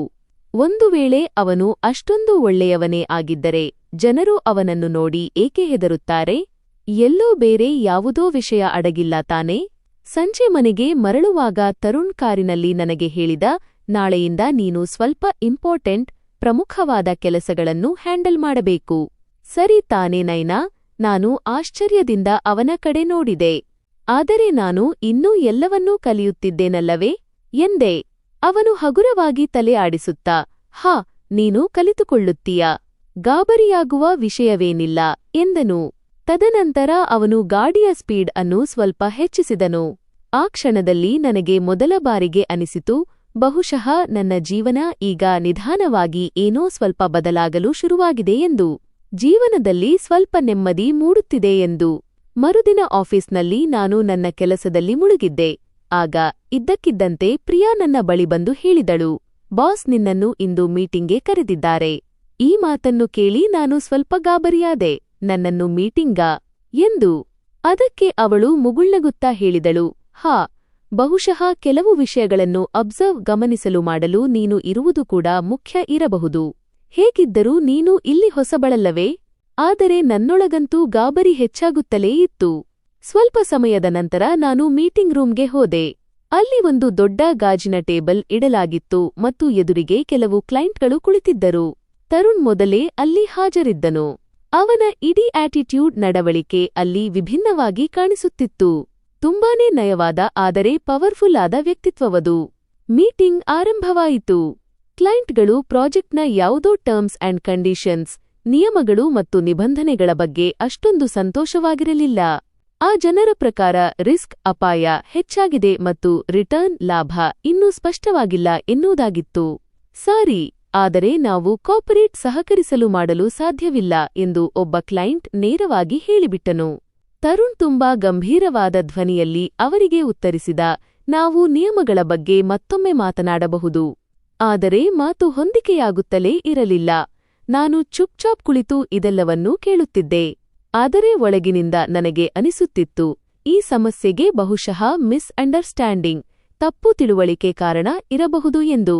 ನಾನು ಆತ್ಮವಿಶ್ವಾಸದ ಧ್ವನಿಯಲ್ಲಿ ಹೇಳಿದೆ, ಎಕ್ಸ್ಕ್ಯೂಸ್ ಮೀ. ತಕ್ಷಣವೇ ಎಲ್ಲರ ನೋಟ ನನ್ನ ಕಡೆಗೆ ತಿರುಗಿತು. ನಾನು ಕೂಡ ಸ್ವಲ್ಪ ನರ್ವಸ್ ಆಗಿದ್ದೆ ಮತ್ತು ಗಾಬರಿಯಾಗಿದ್ದೆ. ಆದರೂ ನಾನು ಎದ್ದು ನಿಂತು ಹೇಳಿದೆ, ನಾನು ತಪ್ಪಾಗಿ ಅರ್ಥಮಾಡಿಕೊಳ್ಳದಿದ್ದರೆ ನೀವೆಲ್ಲರೂ ರಿಸ್ಕ್ ಬಗ್ಗೆ ಮಾತನಾಡುತ್ತಿದ್ದೀರಿ. ಆದರೆ ನಿಜವಾದ ಸಮಸ್ಯೆ ಫ್ಲೆಕ್ಸಿಬಿಲಿಟಿ, ನಮ್ಯತೆ, ಹೊಂದಾಣಿಕೆ ವಿಷಯದಲ್ಲಿದೆ. ನಾನು ಮುಂದುವರಿದು ಮಾತನಾಡುತ್ತಾ, ಒಂದು ವೇಳೆ ಇದನ್ನು ಸಣ್ಣ ಸಣ್ಣ ಭಾಗಗಳಾಗಿ ವಿಭಜಿಸಿದರೆ ಮತ್ತು ಹಣವನ್ನು ಕೂಡ ಹಂತಹಂತವಾಗಿ ಪಾವತಿಸಿದರೆ ನಿಮಗೂ ನಂಬಿಕೆ ಇರುತ್ತದೆ ಮತ್ತು ನಿಮ್ಮ ರಿಸ್ಕ್ ಅಪಾಯ ಕೂಡ ಕಡಿಮೆಯಾಗುತ್ತದೆ ಎಂದೆ. ನಾನು ಆಗಿನ್ನೂ ಇಷ್ಟೇ ಹೇಳಿದ್ದೆ. ಆಮೇಲೆ ನಾನು ಮುಂದೆ ಏನೂ ಮಾತನಾಡಲಿಲ್ಲ. ನನಗೆ ಒಂದು ಕ್ಷಣ ಅನಿಸಿತು, ಬಹುಶಃ ನಾನು ಏನಾದರೂ ತಪ್ಪು ಹೇಳಿಬಿಟ್ಟೆನಾ ಅಥವಾ ನಾನು ಅತಿಯಾಗಿ ಮಾತನಾಡಿಬಿಟ್ಟೆನಾ ಎಂದು. ಆದರೆ ಕೆಲವು ಸೆಕೆಂಡುಗಳ ಕಾಲ ಅಲ್ಲಿದ್ದವರೆಲ್ಲರೂ ಈ ವಿಷಯದ ಬಗ್ಗೆ ಆಳವಾಗಿ ಯೋಚಿಸತೊಡಗಿದರು. ನಂತರ ಒಬ್ಬ ಕ್ಲೈಂಟ್ ತರುಣ್ ಕಡೆಗೆ ನೋಡಿ, ಹೂ ಇಸ್ ಶಿ? ಇವಳು ಯಾರು ಎಂದು ಕೇಳಿದರು. ತರುಣ್ ನನ್ನ ಕಡೆಗೆ ನೋಡಿ ಅತ್ಯಂತ ನಿಧಾನವಾದ ಧ್ವನಿಯಲ್ಲಿ, she is part of my team. ಇವಳು ನನ್ನ ತಂಡದ ಒಬ್ಬ ಸದಸ್ಯೆ ಎಂದನು. ಆಗ ಕ್ಲೈಂಟ್ ಸ್ವಲ್ಪ ಯೋಚನೆಗೆ ಬಿದ್ದು, actually this really make sense, ನಿಜಕ್ಕೂ ಇದರಲ್ಲಿ ಅರ್ಥವಿದೆ ಎಂದರು. ಅದರ ನಂತರ ನಿಧಾನವಾಗಿ ಈ ವಿಷಯದ ಮೇಲೆಯೇ ಚರ್ಚೆ ಮುಂದುವರಿಯಿತು ಮತ್ತು ಸ್ವಲ್ಪ ಸಮಯದ ನಂತರ ಅವರು ಪ್ರಾಜೆಕ್ಟ್ ಅನ್ನು ಫೈನಲ್ ಮಾಡಲು ಒಪ್ಪಿಗೆ ಸೂಚಿಸಿದರು. Okay, deal done. ಇದನ್ನು ಕೇಳಿದ ತಕ್ಷಣ ನನ್ನ ಹೃದಯ ಬಡಿತ ಜೋರಾಯಿತು. ಇಂದು ನನ್ನ ಕಾರಣದಿಂದಾಗಿಯೇ ಈ ಡೀಲ್ ಕುದುರಿತು ಎಂಬುದನ್ನು ನನಗೆ ನಂಬಲು ಸಾಧ್ಯವಾಗುತ್ತಿರಲಿಲ್ಲ. ನಂತರ ಅವರು ಮೀಟಿಂಗ್ ಮುಗಿಸಿದರು ಮತ್ತು ತರುಣ್ ಎದ್ದು ನಿಲ್ಲುವಾಗ ಕೇವಲ ಒಂದೇ ಒಂದು ಬಾರಿ ನನ್ನ ಕಡೆಗೆ ನೋಡಿದನು. ಆ ನೋಟದಲ್ಲಿ ಯಾವುದೇ ಆಶ್ಚರ್ಯವಿರಲಿಲ್ಲ, ಬದಲಿಗೆ ಬೇರೇನೋ ಇತ್ತು. ಅದನ್ನು ನನಗೆ ಅರ್ಥಮಾಡಿಕೊಳ್ಳಲು ಸಾಧ್ಯವಾಗಲಿಲ್ಲ. ಮೀಟಿಂಗ್ ಮುಗಿದ ನಂತರ ಆ ಕೋಣೆಯಲ್ಲಿ ಒಂದು ರೀತಿಯ ನಿಶ್ಶಬ್ದ ಆವರಿಸಿತ್ತು. ಕ್ಲೈಂಟ್ಗಳು ಹೊರಗೆ ಹೋಗಿದ್ದರು ಮತ್ತು ಈಗ ಅಲ್ಲಿ ಕೇವಲ ತರುಣ್ ಮತ್ತು ನಾನು ಮಾತ್ರ ಉಳಿದಿದ್ದೆವು. ನಾನು ಕೂಡ ಅಲ್ಲಿಂದ ಹೊರಡುತ್ತಿದ್ದೆ. ನಾನು ಇನ್ನೂ ಸ್ವಲ್ಪ ನರ್ವಸ್ ಆಗಿದ್ದೆ. ನಾನು ಮಧ್ಯದಲ್ಲಿ ಹಾಗೆ ಮಾತನಾಡಿದ್ದು ತರುಣ್ ಸರ್ಗೆ ಹೇಗೆ ಅನಿಸಿರಬಹುದು, ಎಲ್ಲಿ ನಾನು ಏನಾದರೂ ತಪ್ಪು ಹೇಳಿಬಿಟ್ಟೆನೋ ಎಂಬ ಆತಂಕ ನನ್ನಲ್ಲಿತ್ತು. ಅಷ್ಟರಲ್ಲಿ ತರುಣ್ ಸರ್ ನನ್ನ ಕಡೆಗೆ ನೋಡಿ, ಇವತ್ತು ನೀನು ತುಂಬಾ ಒಳ್ಳೆಯ ಕೆಲಸ ಮಾಡಿದ್ದೀಯಾ ನೈನಾ ಎಂದರು. ಅವರ ಧ್ವನಿ ತುಂಬಾ ಸಾಧಾರಣವಾಗಿತ್ತು. ಆದರೆ ಮೊದಲ ಬಾರಿಗೆ ನನಗೆ ಅವರ ಧ್ವನಿಯಲ್ಲಿ ಒಂದು ಸಣ್ಣ ಮೃದುತ್ವ ಮತ್ತು ಒಂದು ವಿಭಿನ್ನವಾದ ಭಾವನೆ ಅನುಭವಕ್ಕೆ ಬಂತು. ಆಗ ನಾನು ಮೆಲ್ಲಗೆ ಅವರಲ್ಲಿ, ನಾನು ಏನಾದರೂ ಅತಿಯಾಗಿ ಮಾತನಾಡಿಬಿಟ್ಟೆನಾ ಎಂದು ಕೇಳಿದೆ. ಅದಕ್ಕೆ ಅವರು, ಇಲ್ಲ, ನೀನು ಸರಿಯಾದ ಪಾಯಿಂಟ್ ಅನ್ನೇ ಸರಿಯಾದ ಸಮಯಕ್ಕೆ ಹಿಡಿದುಕೊಂಡೆ ಎಂದರು. ಇದಕ್ಕೆ ನಾನು ಮೌನವಾದೆ. ಮೊದಲ ಬಾರಿಗೆ ಯಾರೋ ಒಬ್ಬರು ನನಗೆ ಈ ರೀತಿಯಲ್ಲಿ ಆತ್ಮವಿಶ್ವಾಸ ತುಂಬಿದ್ದರು. ತರುಣ್ ನನ್ನ ಹತ್ತಿರ ಬಂದು, ಒಂದು ವೇಳೆ ನೀನು ಮಾತನಾಡದೆ ಹೋಗಿದ್ದರೆ ಇವತ್ತು ಬಹುಶಃ ನಮ್ಮ ಈ ಡೀಲ್ ಕ್ಯಾನ್ಸಲ್ ಆಗಿಬಿಡುತ್ತಿತ್ತು ಎಂದರು. ಅವರ ಈ ಮಾತಿನಿಂದ ನನಗೆ ಆಶ್ಚರ್ಯವಾಯಿತು. ನಿಜವಾಗಿಯೂ ಅಣ್ಣಾ ಎಂದು ಕೇಳಿದೆ. ಅದಕ್ಕೆ ಅವರು ಹಗುರವಾದ ಧ್ವನಿಯಲ್ಲಿ ಹೌದು ಎಂದರು. ಆಗ ನನಗೆ ಒಂದು ವಿಚಿತ್ರವಾದ ಅನುಭವವಾಯಿತು. ಅತಿಯಾದ ಸಂತೋಷವೂ ಇರಲಿಲ್ಲ, ಅತಿಯಾದ ಚಡಪಡಿಕೆಯೂ ಇರಲಿಲ್ಲ. ಕೇವಲ ಒಂದು ರೀತಿಯ ನಿರಾಳತೆ ನನ್ನ ಹೃದಯದಾಳಕ್ಕೆ ಇಳಿಯುತ್ತಿತ್ತು. ನಾನು ಮೆಲ್ಲಗೆ, ನನಗೆ ನನ್ನನ್ನೇ ನಂಬಲು ಸಾಧ್ಯವಾಗುತ್ತಿಲ್ಲ, ನಾನು ಇದ್ದಕ್ಕಿದ್ದಂತೆ ಎದ್ದು ನಿಂತು ಇಷ್ಟೆಲ್ಲ ಮಾತನಾಡಿಬಿಟ್ಟೆ ಎಂದೆ. ಆ ಕ್ಷಣದಲ್ಲಿ ತರುಣ್ ನನ್ನ ಕಡೆಗೆ ನೋಡಿದನು. ಅವನ ಮುಖದಲ್ಲಿ ಒಂದು ಸಣ್ಣ ಮುಗುಳ್ನಗೆಯಿತ್ತು. ಆಗ ಅವನು ನಿಧಾನವಾಗಿ, ನೀನು ಮೆಲ್ಲಮೆಲ್ಲನೆ ನಿನ್ನ ಮೇಲೆ ನಂಬಿಕೆ ಇಡುವುದನ್ನು ಕಲಿಯಬೇಕು ನೈನಾ. ನೀನು ತುಂಬಾ ಪ್ರತಿಭಾವಂತ ಮತ್ತು ಸಾಮರ್ಥ್ಯವಿರುವ ಹುಡುಗಿ ಎಂದನು. ನಾನು ಅವನ ಮಾತನ್ನು ಕೇಳಿ ಈ ಬಾರಿ ಯಾವುದೇ ಭಯವಿಲ್ಲದೆ, ಸರಿ, ಆಯ್ತು ಎಂಬಂತೆ ತಲೆಯಾಡಿಸಿದೆ. ಆಫೀಸ್ನಿಂದ ಹೊರಗೆ ಬರುವಾಗ ನಾನು ಸ್ವಲ್ಪ ವೇಗವಾಗಿ ನಡೆಯುತ್ತಿದ್ದೆ. ಇವತ್ತಿನ ದಿನ ನನಗೆ ತುಂಬಾ ಭಾರವಾಗಿತ್ತು ಮತ್ತು ನನ್ನ ಮನಸ್ಸು ಇನ್ನೂ ಆ ಮೀಟಿಂಗ್ನಲ್ಲೇ ಮುಳುಗಿ ಹೋಗಿತ್ತು. ನನ್ನ ಹಿಂದಿನಿಂದಲೇ ತರುಣ್ ಕೂಡ ಬರುತ್ತಿದ್ದನು. ಹಠಾತ್ತಾಗಿ ಮೆಟ್ಟಿಲುಗಳ ಹತ್ತಿರ ನನ್ನ ಕಾಲು ಜಾರಿತು ಮತ್ತು ನಾನು ಸಂಪೂರ್ಣವಾಗಿ ತೂರಾಡಿಬಿಟ್ಟೆ. ನಾನು ಈಗ ಬೀಳಲೇಬೇಕಿತ್ತೋ ಏನೋ, ಅಷ್ಟರಲ್ಲಿ ಹಿಂದಿನಿಂದ ನೈನಾ ಸಂಭಾಳಿಸು ಎಂಬ ಧ್ವನಿ ಕೇಳಿಸಿತು ಮತ್ತು ತರುಣ್ ತಕ್ಷಣವೇ ಮುಂದುವರಿದು ನಾನು ಬೀಳದಂತೆ ನನ್ನನ್ನು ಹಿಡಿದು ರಕ್ಷಿಸಿದನು. ನನ್ನ ಎರಡೂ ಕೈಗಳು ಅವನ ಹೆಗಲ ಮೇಲಿದ್ದವು. ಆ ಒಂದು ಕ್ಷಣ ನಾನು ನನ್ನ ಬ್ಯಾಲೆನ್ಸ್ ನಿಯಂತ್ರಣ ಅನ್ನು ಸಂಪೂರ್ಣವಾಗಿ ಕಳೆದುಕೊಂಡಿದ್ದೆ. ನನ್ನ ಹೃದಯ ಬಡಿತ ತುಂಬಾ ಜೋರಾಯಿತು. ನಾನು ಗಾಬರಿಯಾಗಿದ್ದೆ. ತರುಣ್ ನನ್ನನ್ನು ಬೀಳಲು ಬಿಡಲಿಲ್ಲ. ಅವನು ನನ್ನನ್ನು ತಕ್ಷಣವೇ ಕಾಪಾಡಿದ್ದನು. ನೀನು ಆರಾಮಾಗಿದ್ದೀಯಾ ತಾನೇ? ನಾನು ನಿಧಾನವಾಗಿ ಹೌದು ಎಂಬಂತೆ ತಲೆಯಾಡಿಸಿದೆ. ನನ್ನ ಕೈಗಳು ಇನ್ನೂ ಅವನ ಹಿಡಿತದಲ್ಲೇ ಇದ್ದವು. ಮೊದಲ ಬಾರಿಗೆ ಅವನಿಗೆ ಇಷ್ಟು ಹತ್ತಿರ ಬಂದು ಅವನ ಕೈಯನ್ನು ಹಿಡಿದುಕೊಂಡ ಆ ಒಂದು ಅನುಭವ ನನ್ನ ಹೃದಯ ಬಡಿತವನ್ನು ಮತ್ತಷ್ಟು ತೀವ್ರಗೊಳಿಸಿತ್ತು. ಕೆಲವು ಸಮಯದವರೆಗೆ ನಾವಿಬ್ಬರೂ ಅಲ್ಲೇ ಹಾಗೆ ನಿಂತುಬಿಟ್ಟೆವು ಮತ್ತು ಒಬ್ಬರ ಕಣ್ಣಲ್ಲಿ ಒಬ್ಬರು ಕಣ್ಣಿಟ್ಟು ನೋಡುತ್ತಿದ್ದೆವು. ಅವನು ನನ್ನ ಕಡೆಗೆ ನೋಡುತ್ತಿದ್ದನು ಮತ್ತು ನಾನು ಅವನ ಕಡೆಗೆ ನೋಡುತ್ತಿದ್ದೆ. ಆ ಕ್ಷಣದಲ್ಲಿ ಒಂದು ವಿಚಿತ್ರವಾದ ಮೌನ ಹಾಗೂ ಸುರಕ್ಷತೆಯ ಭಾವನೆ ಆವರಿಸಿತ್ತು. ನಂತರ ತರುಣ್ ಅತ್ಯಂತ ನಿಧಾನವಾದ ಧ್ವನಿಯಲ್ಲಿ ನನ್ನ ಬಳಿ, ನೈನಾ, ಗಮನ ಹರಿಸುತ್ತಿರು. ಈಗ ಏನಾದರೂ ಗಾಯವಾಗಿದ್ದರೆ ಎಂದನು. ನಾನು ಮೊದಲ ಬಾರಿಗೆ ಯಾವುದೇ ಭಯವಿಲ್ಲದೆ ಅವನ ಕಣ್ಣುಗಳನ್ನು ನೇರವಾಗಿ ನೋಡಿದೆ ಮತ್ತು ಸಣ್ಣ ಧ್ವನಿಯಲ್ಲಿ, ನನ್ನನ್ನು ಕಾಪಾಡಿದ್ದಕ್ಕೆ ಧನ್ಯವಾದಗಳು ಎಂದೆ. ನಂತರ ಅವನು ತನ್ನ ಕೈಯನ್ನು ನನ್ನ ಕೈಯಿಂದ ತೆಗೆದುಕೊಂಡನು. ಆ ಕ್ಷಣದಲ್ಲಿ ಏನೋ ಒಂದು ಬದಲಾಗಿತ್ತು. ನನಗೆ ಅವನ ಮೇಲಿನ ನಂಬಿಕೆ ಇನ್ನೂ ಹೆಚ್ಚಾಗತೊಡಗಿತು. ಆದರೆ ಇನ್ನೊಂದೆಡೆ ನನ್ನ ಬೆನ್ನಿನ ಹಿಂದೆ ನನ್ನ ಮನೆಯ ಪರಿಸ್ಥಿತಿ ಎಷ್ಟು ದೊಡ್ಡ ಸಂಚಿನ ಭಾಗವಾಗಿ ಮಾರ್ಪಟ್ಟಿದೆ ಎಂಬ ಬಗ್ಗೆ ನನಗೆ ಕಲ್ಪನೆಯೂ ಇರಲಿಲ್ಲ. ನನ್ನ ತಂದೆ, ಯಾರು ಇಲ್ಲಿಯವರೆಗೆ ನನ್ನನ್ನು ಕಾಪಾಡಲು ಪ್ರಯತ್ನಿಸುವ ವ್ಯಕ್ತಿಯೆಂದು ನನಗೆ ಅನಿಸುತ್ತಿತ್ತೋ, ಈಗ ಅವರೇ ತಮ್ಮ ಅಸಹಾಯಕತೆಯಲ್ಲಿ ಒಂದು ಅತ್ಯಂತ ಅಸಹ್ಯಕರ ಮತ್ತು ಕ್ರೂರವಾದ ನಿರ್ಧಾರವನ್ನು ತೆಗೆದುಕೊಂಡು ಬಿಟ್ಟಿದ್ದರು. ತೇಜ ಸೇಠ್ನ ಹವೇಲಿಯಲ್ಲಿ ಬಂಗಲೆಯಲ್ಲಿ ಭೀಕರವಾದ ಸನ್ನಾಟ ಆವರಿಸಿತ್ತು. ನನ್ನ ತಂದೆ ನಡುಗುವ ಕೈಗಳಿಂದ ಅವನ ಮುಂದೆ ಕುಳಿತಿದ್ದರು. ತೇಜ ಸೇಠ್ ಆರಾಮವಾಗಿ ಕುರ್ಚಿಯ ಮೇಲೆ ಕುಳಿತುಕೊಂಡು ಜೋರಾಗಿ ಮುಗುಳ್ನಗುತ್ತಿದ್ದನು. ಅಚ್ಛಾ, ಹಾಗಾದರೆ ಕೊನೆಗೂ ನೀನೇ ಬಂದುಬಿಟ್ಟೆ ಎಂದು ಅವನು ನಿಧಾನವಾಗಿ ಹೇಳಿದನು. ನನ್ನ ತಂದೆ ಕೆಳಗೆ ಕಣ್ಣುಗಳನ್ನು ತಗ್ಗಿಸುತ್ತಾ, ನನ್ನ ಮಗಳು ನೈನಾ ನನ್ನನ್ನು ಬಿಟ್ಟು ಓಡಿಹೋಗಿದ್ದಾಳೆ. ಅವಳು ನನಗೆ ಎಲ್ಲೂ ಸಿಗುತ್ತಿಲ್ಲ. ನನ್ನಿಂದ ಅವಳನ್ನು ಹುಡುಕಲು ಸಾಧ್ಯವಾಗುತ್ತಿಲ್ಲ ಎಂದರು. ತೇಜ ಸೇಠ್ನ ಮುಗುಳ್ನಗು ಇನ್ನೂ ಸ್ವಲ್ಪ ಆಳವಾಯಿತು. ಅಚ್ಛಾ, ಹಾಗಾದರೆ ನೀನೇನು ಬಯಸುತ್ತೀಯಾ?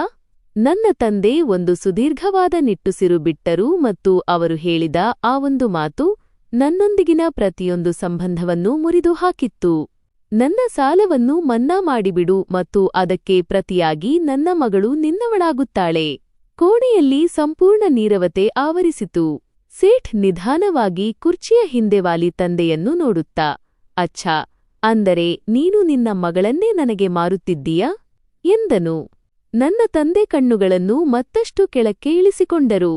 ಹೌದು, ನನ್ನ ಬಳಿ ಇದಲ್ಲದೆ ಬೇರೆ ದಾರಿಯಾದರೂ ಎಲ್ಲಿದೆ? ಆ ಸೇಠ್ ಕೆಲವು ಸಮಯದವರೆಗೆ ಮೌನವಾದನು. ನಂತರ ಲಘುವಾಗಿ ನಗುತ್ತಾ, ಅಚ್ಛಾ ಸರಿ, ಹಾಗಾದರೆ ಆಯ್ತು ಎಂದನು. ಅವನು ಮೇಜಿನ ಮೇಲೆ ಬೆರಳುಗಳನ್ನು ತಟ್ಟುತ್ತಾ ಹೇಳಿದನು, ಇಂದಿನಿಂದ ನಿನ್ನ ಮಗಳು ನೈನಾ ನನ್ನ ಜವಾಬ್ದಾರಿ. ನೀನು ಅವಳಿಗೆ ಯಾವತ್ತಾದರೂ ತಂದೆಯಾಗಿದ್ದೆ ಎಂಬುದನ್ನೇ ಮರೆತುಬಿಡು.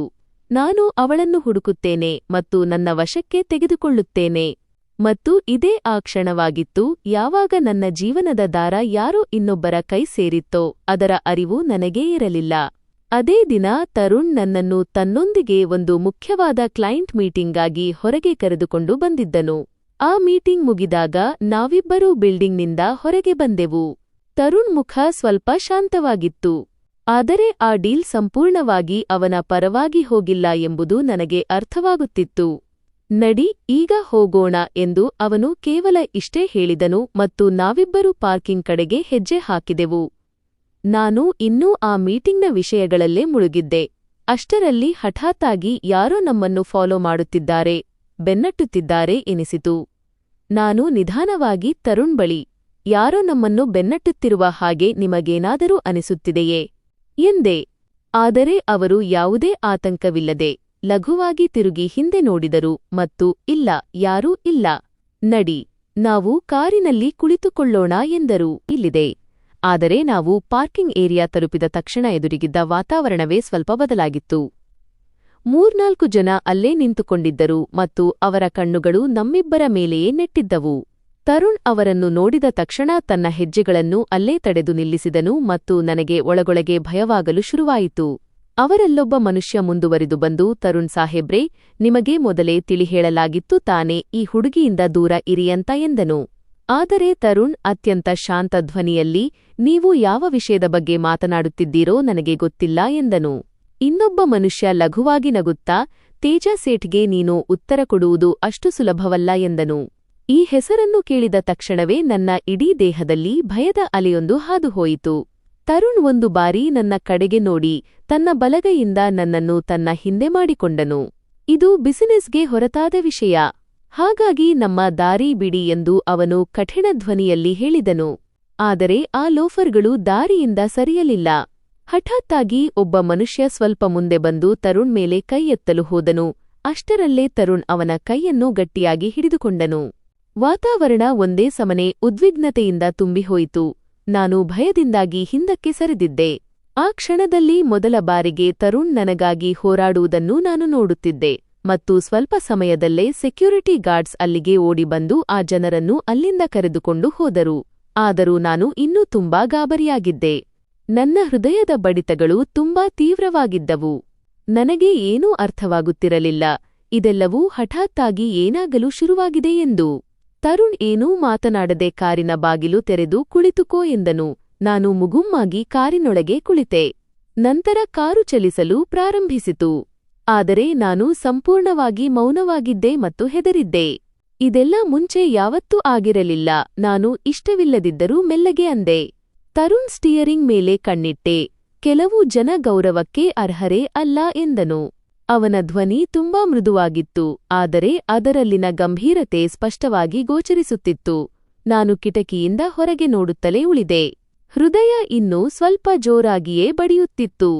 ನಂತರ ಅವನು, ಇವತ್ತಿನಿಂದ ನೀನು ಒಬ್ಬಳೇ ಎಲ್ಲೂ ಹೋಗುವಂತಿಲ್ಲ ಎಂದನು. ನಾನು ಅವನ ಕಡೆಗೆ ನೋಡಿ, ಮತ್ತೆ ಆಫೀಸ್ಗೆ ಹೇಗೆ ಎಂದು ಕೇಳಿದೆ. ಅದಕ್ಕವನು, ಆಫೀಸ್ಗಂತೂ ನನ್ನ ಜೊತೆಯಲ್ಲೇ ಬಂದು ಹೋಗ್ತೀಯಾ ಅಲ್ವಾ, ಅದನ್ನು ಬಿಟ್ಟು ನೀನು ಎಲ್ಲೂ ಒಬ್ಬಳೇ ಹೋಗಬಾರದು ಎಂದು ಉತ್ತರಿಸಿದನು. ಅವನ ಧ್ವನಿಯಲ್ಲಿ ಕಠಿಣತೆ ಇರಲಿಲ್ಲ, ಬದಲಿಗೆ ಸಹಾನುಭೂತಿ ಮತ್ತು ಬಹುಶಃ ಹೇಳಲಾಗದ ಪ್ರೀತಿ ಕಾಣಿಸುತ್ತಿತ್ತು. ನಂತರ ಮನೆಗೆ ತಲುಪಿ ನೋಡಿದಾಗ ಅಮ್ಮ ಹೊರಗೆ ನಿಂತಿದ್ದರು. ಅವರು ನನ್ನ ಮುಖ ನೋಡಿದ ತಕ್ಷಣವೇ ಏನೋ ನಡೆದಿದೆ ಎಂಬುದನ್ನು ಒಮ್ಮೆಗೆ ಅರ್ಥಮಾಡಿಕೊಂಡರು. ಅವರು ತಕ್ಷಣವೇ, ಮಗಳೇ ಏನಾಯಿತು, ನೀನು ತುಂಬಾ ಗಾಬರಿಯಾಗಿರುವಂತೆ ಕಾಣುತ್ತಿದ್ದೀಯಾ, ಏನಾದರೂ ವಿಷಯ ನಡೆದಿದೆಯಾ ಎಂದರು. ನಾನು ಏನೋ ಹೇಳಲು ಹೊರಡುವಷ್ಟರಲ್ಲೇ ತರುಣ್ ಅತ್ಯಂತ ಶಾಂತ ಧ್ವನಿಯಲ್ಲಿ, ಅಯ್ಯೋ ಆಂಟಿ, ಗಾಬರಿಯಾಗಬೇಡಿ, ಯಾರೋ ಕೆಲವರು ಬಂದಿದ್ದರೂ ತೊಂದರೆ ಕೊಡುತ್ತಿದ್ದರು. ಆದರೆ ಈಗ ಪರಿಸ್ಥಿತಿ ತಿಳಿಯಾಗಿದೆ, ಹೆದರುವ ಅಗತ್ಯವಿಲ್ಲ ಎಂದನು. ನಾನು ಕೂಡ ಬೇಗನೆ, ಹೌದು, ಏನೂ ಆಗಿಲ್ಲ ಅಮ್ಮ, ನಾನು ಆರಾಮಾಗಿದ್ದೀನಿ, ನೀನು ತಲೆಕೆಡಿಸಿಕೊಳ್ಳಬೇಡ ಎಂದೆ. ಒಳಗಿನಿಂದ ನಾನು ಬಹುಶಃ ಇನ್ನೂ ಚೇತರಿಸಿಕೊಂಡಿರಲಿಲ್ಲ. ಆದರೆ ಅಮ್ಮನಿಗೆ ಸಮಾಧಾನ ಮಾಡಲು ನಾನು ಈ ಮಾತು ಹೇಳಿದ್ದೆ. ಮುಂದಿನ ಕೆಲವು ದಿನಗಳು ತುಂಬಾ ಶಾಂತಿಯುತವಾಗಿ ಕಳೆದುಹೋದವು. ಆದರೆ ಆ ಶಾಂತಿಯಲ್ಲೂ ಏನೋ ಒಂದು ವಿಚಿತ್ರವಾದ ಭಾವನೆ ಇತ್ತು. ಒಂದು ದೊಡ್ಡ ಬಿರುಗಾಳಿ ಬರುವ ಮುನ್ನ ಗಾಳಿ ಸಂಪೂರ್ಣವಾಗಿ ಸ್ತಬ್ಧವಾಗುತ್ತದಲ್ಲವೇ, ಹಾಗೆ. ತರುಣ್ ಈಗ ಆಫೀಸ್ನಲ್ಲಿ ನನ್ನನ್ನು ಜಾಸ್ತಿ ಹೊತ್ತು ಒಬ್ಬಳೇ ಬಿಡುತ್ತಿರಲಿಲ್ಲ ಮತ್ತು ಅಮ್ಮ ಕೂಡ ನನಗಾಗಿ ಚಿಂತಿಸುತ್ತಿದ್ದರು. ಆದ್ದರಿಂದ ನಾನು ಅವರಿಗೆ ಯಾವುದೇ ವಿಷಯವನ್ನು ಹೆಚ್ಚಾಗಿ ಹೇಳುತ್ತಿರಲಿಲ್ಲ. ಆ ಮೂಲಕ ಅವರು ಅನಗತ್ಯವಾಗಿ ಹೆದರಬಾರದು ಅಥವಾ ನನಗಾಗಿ ಜಾಸ್ತಿ ಹೈರಾಣಾಗಬಾರದು ಎಂದು. ಅವತ್ತಿನ ದಿನವೂ ಎಲ್ಲವೂ ಮಾಮೂಲಿಯಾಗಿಯೇ ಇತ್ತು. ನಾನು ಆಫೀಸ್ನಿಂದ ಸ್ವಲ್ಪ ಬೇಗನೆ ಹೊರಟಿದ್ದೆ, ಏಕೆಂದರೆ ಅಮ್ಮನ ಆರೋಗ್ಯ ಅಷ್ಟೊಂದು ಸರಿ ಇರಲಿಲ್ಲ ಮತ್ತು ತರುಣ್ ಯಾವುದೋ ಒಂದು ಮೀಟಿಂಗ್ನಲ್ಲಿ ಬ್ಯುಸಿಯಾಗಿದ್ದನು. ಹಾಗಾಗಿಯೇ ಅವನು ನನ್ನನ್ನು ಬೇಗ ಹೋಗಲು ಹೇಳಿದ್ದನು. ನಾನು ಒಬ್ಬಳೇ ರಿಕ್ಷಾದಲ್ಲಿ ಮನೆ ಕಡೆಗೆ ಬರುತ್ತಿದ್ದೆ. ಗಲ್ಲಿಯ ಹತ್ತಿರ ತಲುಪುತ್ತಿದ್ದಂತೆ ರಿಕ್ಷಾದ ವೇಗ ಸ್ವಲ್ಪ ಕಡಿಮೆಯಾಯಿತು. ನಾನು ಅಷ್ಟಾಗಿ ಗಮನ ಹರಿಸಲಿಲ್ಲ. ಆದರೆ ನಾನು ಕೆಳಗೆ ಇಳಿಯುತ್ತಿದ್ದಂತೆ ಹಠಾತ್ತಾಗಿ ಯಾರೋ ನನ್ನನ್ನು ಹಿಂದಿನಿಂದ ಗಟ್ಟಿಯಾಗಿ ತಡೆದು ನಿಲ್ಲಿಸಿದರು. ನಾನು ತಿರುಗಿ ನೋಡಿದಾಗ ಇಬ್ಬರು ವ್ಯಕ್ತಿಗಳು ನನ್ನ ಎದುರು ನಿಂತಿದ್ದರು. ಅವರ ಮುಖಗಳು ಸಂಪೂರ್ಣವಾಗಿ ಅಪರಿಚಿತವಾಗಿದ್ದವು. ನಾನು ನನ್ನ ಜೀವನದಲ್ಲಿ ಎಂದಿಗೂ ಆ ಜನರನ್ನು ನೋಡಿರಲಿಲ್ಲ. ಅವರು ರೌಡಿಗಳಂತೆ ಕಾಣುತ್ತಿದ್ದರು. ನನ್ನ ಹೃದಯ ತಟ್ಟನೆ ಜೋರಾಗಿ ಬಡಿದುಕೊಳ್ಳಲು ಆರಂಭಿಸಿತು. ನಾನು ಗಾಬರಿಯಿಂದ ಹಿಂದೆ ಸರಿಯತೊಡಗಿದೆ. ನೀವು ಯಾರು? ನೀವು ನನ್ನ ದಾರಿಯನ್ನು ಏಕೆ ತಡೆಯುತ್ತಿದ್ದೀರಿ? ನನ್ನ ದಾರಿಯಿಂದ ಪಕ್ಕಕ್ಕೆ ಸರಿಯಿರಿ. ಮರುಕ್ಷಣವೇ ಒಂದು ಕೈ ನನ್ನನ್ನು ಜೋರಾಗಿ ಹಿಡಿದುಕೊಂಡಿತು. ನಾನು ಗಾಬರಿಗೊಂಡು ಉಸಿರುಗಟ್ಟಿದ ಧ್ವನಿಯಲ್ಲಿ ನನ್ನನ್ನು ಬಿಟ್ಟು ಬಿಡಿ ಎಂದು ಕೂಗತೊಡಗಿದೆ. ಆದರೆ ಆ ಧ್ವನಿಯನ್ನು ಕೇಳುವವರು ಯಾರೂ ಇರಲಿಲ್ಲ. ನಾನು ಸಹಾಯಕ್ಕಾಗಿ ಕಿರುಚಲು ನನ್ನ ಕೈಲಾದಷ್ಟು ಪ್ರಯತ್ನಿಸಿದೆ. ಕೈಕಾಲು ಬಡಿದುಕೊಂಡೆ, ಆದರೆ ಒಂದು ಬಟ್ಟೆಯನ್ನು ನನ್ನ ಮುಖದ ಮೇಲೆ ಇಡಲಾಯಿತು. ಇದರಿಂದಾಗಿ ನನ್ನ ಉಸಿರಾಟ ತಲ್ಲಣಗೊಳ್ಳಲು ತೊಡಗಿತು. ಮತ್ತು ನಾನು ಕೊನೆಯದಾಗಿ ನೋಡಿದ ವಿಷಯವೆಂದರೆ ಆ ಗಲ್ಲಿಯ ಮಸುಕಾದ ಭಾಗ ಮತ್ತು ದೂರ ಹೋಗುತ್ತಿದ್ದ ನನ್ನ ಮನೆಯ ದಾರಿ. ನಂತರ ಎಲ್ಲವೂ ಕತ್ತಲಾಗಿ ಹೋಯಿತು. ಅದರ ನಂತರ ನನ್ನ ಕಣ್ಣು ತೆರೆದಾಗ ನಾನು ಯಾವುದೋ ಒಂದು ಅಪರಿಚಿತ ಸ್ಥಳದಲ್ಲಿದ್ದೆ. ಆ ಕೊಠಡಿಯು ಕತ್ತಲೆ ಮತ್ತು ಕೊಳಕಿನಿಂದ ತುಂಬಿತ್ತು. ಆ ಬಾಗಿಲು ಹೊರಗಿನಿಂದ ಲಾಕ್ ಆಗಿರುವಂತೆ ಭಾಸವಾಗುತ್ತಿತ್ತು. ನನ್ನ ದೇಹವು ಕೆಟ್ಟದಾಗಿ ನಡುಗಲು ಪ್ರಾರಂಭಿಸಿತು. ನಾನು ಈಗ ನನ್ನ ಮನೆಯಲ್ಲಿ ಇಲ್ಲ ಎಂಬುದು ನನಗೆ ಅರ್ಥವಾಯಿತು. ನನಗೆ ವಿಪರೀತ ಭಯವಾಗತೊಡಗಿತು. ನಾನು ನನ್ನ ಮನೆಗೆ ಹೋಗುತ್ತಿದ್ದೆ. ಹಾಗಾದರೆ ಹಠಾತ್ತನೆ ದಾರಿಯಲ್ಲಿ ಆ ರೌಡಿಗಳು ಯಾರು ಬಂದರು ಮತ್ತು ಅವರು ನನ್ನನ್ನು ಏಕೆ ಅಪಹರಿಸಿದರು? ಈ ಎಲ್ಲಾ ಪ್ರಶ್ನೆಗಳು ನನ್ನ ತಲೆಯಲ್ಲಿ ಸುತ್ತುತ್ತಲೇ ಇದ್ದವು. ಆ ಜಾಗ ತುಂಬಾ ತಂಪಾಗಿತ್ತು ಮತ್ತು ಪ್ರತಿಯೊಂದು ಸಣ್ಣ ಧ್ವನಿಯೂ ಪ್ರತಿಧ್ವನಿಸುತ್ತಿರುವಂತೆ ಅನಿಸುತ್ತಿತ್ತು. ನನ್ನ ಕೈಗಳನ್ನು ಹಗ್ಗದಿಂದ ಕಟ್ಟಲಾಗಿತ್ತು ಮತ್ತು ನಾನು ಗೋಡೆಯ ಆಸರೆಯಲ್ಲಿ ಕುಳಿತಿದ್ದೆ. ನನಗೆ ಎಷ್ಟೊಂದು ಭಯವಾಗುತ್ತಿತ್ತೆಂದರೆ ಉಸಿರಾಡಲು ಸಹ ಸರಿಯಾಗಿ ಆಗುತ್ತಿರಲಿಲ್ಲ. ಇದೇ ಸಮಯದಲ್ಲಿ ಅಲ್ಲಿನ ಬಾಗಿಲು ತೆರೆಯಿತು ಮತ್ತು ತೇಜ ಸೇಠ್ ಒಳಗೆ ಬಂದನು. ಅವನ ಮುಖ ಸಂಪೂರ್ಣವಾಗಿ ಶಾಂತವಾಗಿತ್ತು ಮತ್ತು ಅತ್ಯಂತ ಅಪಾಯಕಾರಿಯಾಗಿತ್ತು. ಆದರೆ ಆ ಶಾಂತತೆಯಲ್ಲಿ ನನಗೆ ಅಪಾಯವು ಸ್ಪಷ್ಟವಾಗಿ ಕಾಣಿಸುತ್ತಿತ್ತು. ಅಚ್ಛಾ, ಹಾಗಾದರೆ ಈಗ ನಮ್ಮ ಗುಲಾಮಳಾಗಿರುವ ಹುಡುಗಿ ಇವಳೇನಾ? ಅವನು ಮೆಲ್ಲನೆಯ ಧ್ವನಿಯಲ್ಲಿ ಹೇಳಿದನು. ನಾನು ಹಿಂದೆ ಸರಿಯಲು ಪ್ರಯತ್ನಿಸಿದೆ. ಆದರೆ ನಾನು ಬಂಧಿಸಲ್ಪಟ್ಟಿದ್ದರಿಂದ ನನಗೆ ಹಿಂದೆ ಹೋಗಲು ಸಾಧ್ಯವಾಗಲಿಲ್ಲ ಅಥವಾ ಚಲಿಸಲೂ ಆಗಲಿಲ್ಲ. ಅವನು ನನ್ನನ್ನು ಮೇಲಿಂದ ಕೆಳಗಿನವರೆಗೆ ಕೆಟ್ಟ ದೃಷ್ಟಿಯಿಂದ ನೋಡಿದನು ಮತ್ತು ಅವನ ಮುಖದಲ್ಲಿ ಒಂದು ಅಪಾಯಕಾರಿ ನಗು ಕಾಣಿಸಿಕೊಂಡಿತು. ಇವಳು ತುಂಬಾ ನಾಜೂಕಾಗಿ ಕಾಣುತ್ತಾಳೆ. ಅದಕ್ಕೆ ಇರಬೇಕು ತರುಣ್ಗೆ ಇವಳಲ್ಲಿ ಆಸಕ್ತಿ ಮೂಡುತ್ತಿರುವುದು. ನಾನು ಏನನ್ನೂ ಮಾತನಾಡಲು ಸಾಧ್ಯವಾಗಲಿಲ್ಲ. ಮರುಕ್ಷಣವೇ ಅವನ ಆಳುಗಳಲ್ಲೊಬ್ಬನು ಮುಂದೆ ಬಂದು ನನ್ನ ಹತ್ತಿರ ಬಂದು ನಿಂತುಕೊಂಡನು. ನನ್ನ ದೇಹವು ಸಂಪೂರ್ಣವಾಗಿ ನಡುಗುತ್ತಿತ್ತು. ನನ್ನನ್ನು ಹೋಗಲು ಬಿಡಿ. ನೀವು ನನ್ನನ್ನು ಏಕೆ ಹಿಡಿದಿಟ್ಟಿದ್ದೀರಿ? ನಾನು ನಿಮಗೇನು ದ್ರೋಹ ಮಾಡಿದ್ದೇನೆ? ಅವನು ಲಘುವಾಗಿ ತಲೆಯಾಡಿಸಿದನು. ನಿಮ್ಮ ತಂದೆಯೇ ನಿನ್ನನ್ನು ಸ್ವತಃ ನನ್ನ ಬಳಿಗೆ ಕಳುಹಿಸಿದ್ದಾರೆ. ಹಾಗಾಗಿ ಇನ್ನು ಮುಂದೆ ವಾಪಸ್ ಹೋಗುವ ಬಗ್ಗೆ ಯೋಚನೆಯನ್ನೂ ಮಾಡಬೇಡ. ಇದನ್ನು ಕೇಳಿದ ತಕ್ಷಣ ನಾನು ಒಳಗಿನಿಂದ ಸಂಪೂರ್ಣವಾಗಿ ಮುರಿದು ಹೋಗಿದ್ದೆ. ಸಮಯ ಕಳೆಯುತ್ತಲೇ ಇತ್ತು. ನನ್ನ ಆತಂಕ ಹೆಚ್ಚಾಗುತ್ತಲೇ ಇತ್ತು. ನನ್ನನ್ನು ತುಂಬಾ ಹೆದರಿಸಲಾಯಿತು. ತುಂಬಾ ಚಿತ್ರಹಿಂಸೆ, ಟಾರ್ಚರ್ ನೀಡಲಾಯಿತು. ಒಂದು ಬಾರಿ ನಾನು ನನ್ನನ್ನು ಬಿಡಿಸಿಕೊಳ್ಳಲು ಪ್ರಯತ್ನಿಸಿದಾಗ ಕೆಳಗೆ ಬಿದ್ದೆ ಮತ್ತು ನನ್ನ ಕೈಗೂ ಪೆಟ್ಟಾಯಿತು. ನಂತರ ಆ ನೋವು ನನ್ನ ಇಡೀ ದೇಹಕ್ಕೆ ಹರಡಿತು. ನನ್ನ ಕಣ್ಣುಗಳಲ್ಲಿ ಕಣ್ಣೀರಿನ ದಪ್ಪ ಹನಿಗಳು ತುಂಬಿಬರುತ್ತಿದ್ದವು. ಸಂಜೆಯಿಂದ ರಾತ್ರಿಯಾಯಿತು. ಕೊಠಡಿಯಲ್ಲಿ ಲಘುವಾಗಿ ಬೆಳಕು ನೀಡುತ್ತಿದ್ದ ಬಲ್ಬ್ ಮಿನುಗುತ್ತಿತ್ತು. ಬಹುಶಃ ಈಗ ಯಾವುದೇ ಭರವಸೆ ಉಳಿದಿಲ್ಲ ಎಂದು ನನಗನಿಸುತ್ತಿತ್ತು. ಈಗ ನನ್ನನ್ನು ರಕ್ಷಿಸಲು ಯಾರೂ ಬರುವುದಿಲ್ಲ ಅಂದುಕೊಂಡೆ. ಆದರೆ ತಟ್ಟನೆ ಅಲ್ಲಿ ಗದ್ದಲ ಉಂಟಾಯಿತು. ಯಾರೋ ಜೋರಾಗಿ ಕೂಗುತ್ತಾ, ಯಾರದು ಅಲ್ಲಿ? ಎಂದು ಕೇಳಿದರು ಮತ್ತು ಬಾಗಿಲು ಇದ್ದಕ್ಕಿದ್ದಂತೆ ದೊಡ್ಡ ಶಬ್ದದೊಂದಿಗೆ ತೆರೆದುಕೊಂಡಿತು. ಆ ಕತ್ತಲೆ ಕೋಣೆಯಲ್ಲಿ ಮೊದಲ ಬಾರಿಗೆ ನನಗೆ ಒಂದು ಪರಿಚಿತ ಮುಖ ಕಾಣಿಸಿತು. ಅದು ತರುಣಾಗಿದ್ದನು. ಅವನ ಕಣ್ಣುಗಳಲ್ಲಿ ಕೋಪವೂ ಇತ್ತು ಮತ್ತು ಸೇಡು ತೀರಿಸಿಕೊಳ್ಳುವ ಬೆಂಕಿಯೂ ಇತ್ತು. ಅವನು ನೇರವಾಗಿ ನನ್ನ ಕಡೆಗೆ ನೋಡಲಾರಂಭಿಸಿದನು. ತರುಣ್ ನನ್ನ ಕಡೆಗೆ ಬರಲು ಪ್ರಾರಂಭಿಸುತ್ತಿದ್ದಂತೆ ಕೆಲವು ರೌಡಿಗಳು ಅವನನ್ನು ತಡೆಯಲು ಮುಂದೆ ಬಂದರು ಮತ್ತು ತರುಣ್ ಅಲ್ಲಿಯೇ ಆ ಜನರನ್ನು ಹೊಡೆಯಲು ಪ್ರಾರಂಭಿಸಿದನು. ನನ್ನ ಧೈರ್ಯವೆಲ್ಲ ಒಮ್ಮೆಲೇ ಉಡುಗಿಹೋಯಿತು. ನನ್ನ ಕಣ್ಣುಗಳಿಂದಲೂ ಕಣ್ಣೀರು ಧಾರೆಧಾರೆಯಾಗಿ ಉರುಳಿತು ಮತ್ತು ಅವನು ಎಲ್ಲರೊಂದಿಗೂ ಹೋರಾಡಿ ನನ್ನ ಹತ್ತಿರ ಬಂದನು. ತರುಣ್ ನನ್ನನ್ನು ಅಲ್ಲಿಂದ ಕರೆದುಕೊಂಡು ನೇರವಾಗಿ ಮನೆಗೆ ಬಂದನು. ನನ್ನ ಪರಿಸ್ಥಿತಿ ತುಂಬಾ ಹದಗೆಟ್ಟಿತ್ತು ಮತ್ತು ನಾನು ತೀವ್ರವಾಗಿ ನಡುಗುತ್ತಿದ್ದೆ. ನಂತರ ನಾನು ಮನೆಗೆ ಪ್ರವೇಶಿಸುತ್ತಿದ್ದಂತೆ ಅಮ್ಮ ಓಡಿ ನನ್ನ ಬಳಿ ಬಂದರು. ನೈನಾ ಮಗಳೇ. ಅವರ ಧ್ವನಿಯಲ್ಲಿಯೂ ನಡುಕ ಸ್ಪಷ್ಟವಾಗಿತ್ತು. ಅಮ್ಮನ ಕರೆಯನ್ನು ಕೇಳಿ ನನಗೂ ಹೆಚ್ಚು ಮಾತನಾಡಲು ಸಾಧ್ಯವಾಗಲಿಲ್ಲ. ಕೇವಲ ಅವರನ್ನು ಅಪ್ಪಿಕೊಂಡು ಬಿಕ್ಕಿ ಬಿಕ್ಕಿ ಅತ್ತೆ. ಅಮ್ಮ, ಅಪ್ಪ ನನ್ನನ್ನು ಆ ಮನುಷ್ಯನಿಗೆ ಮಾರಿಬಿಟ್ಟಿದ್ದಾರೆ. ತರುಣ್ ಕೂಡ ಅಲ್ಲೇ ನಿಂತಿದ್ದನು. ಅವನ ಕಣ್ಣುಗಳಲ್ಲಿ ಇನ್ನೂ ಕೋಪದ ಕೆಂಪು ತುಂಬಿತ್ತು ಮತ್ತು ತಕ್ಷಣವೇ ಮನೆಯ ಹೊರಗಿನಿಂದ ಹಠಾತ್ತನೆ ವಾಹನಗಳ ಜೋರಾದ ಶಬ್ದ ಕೇಳಿಸಲು ಪ್ರಾರಂಭಿಸಿತು. ತರುಣ್ ತಕ್ಷಣ ನನ್ನ ಕಡೆ ನೋಡಿದನು. ಆ ಜನರು ಇಲ್ಲಿಯೂ ಬಂದಿದ್ದಾರೆ ಎಂಬುದು ನಮಗೆ ಅರ್ಥವಾಯಿತು.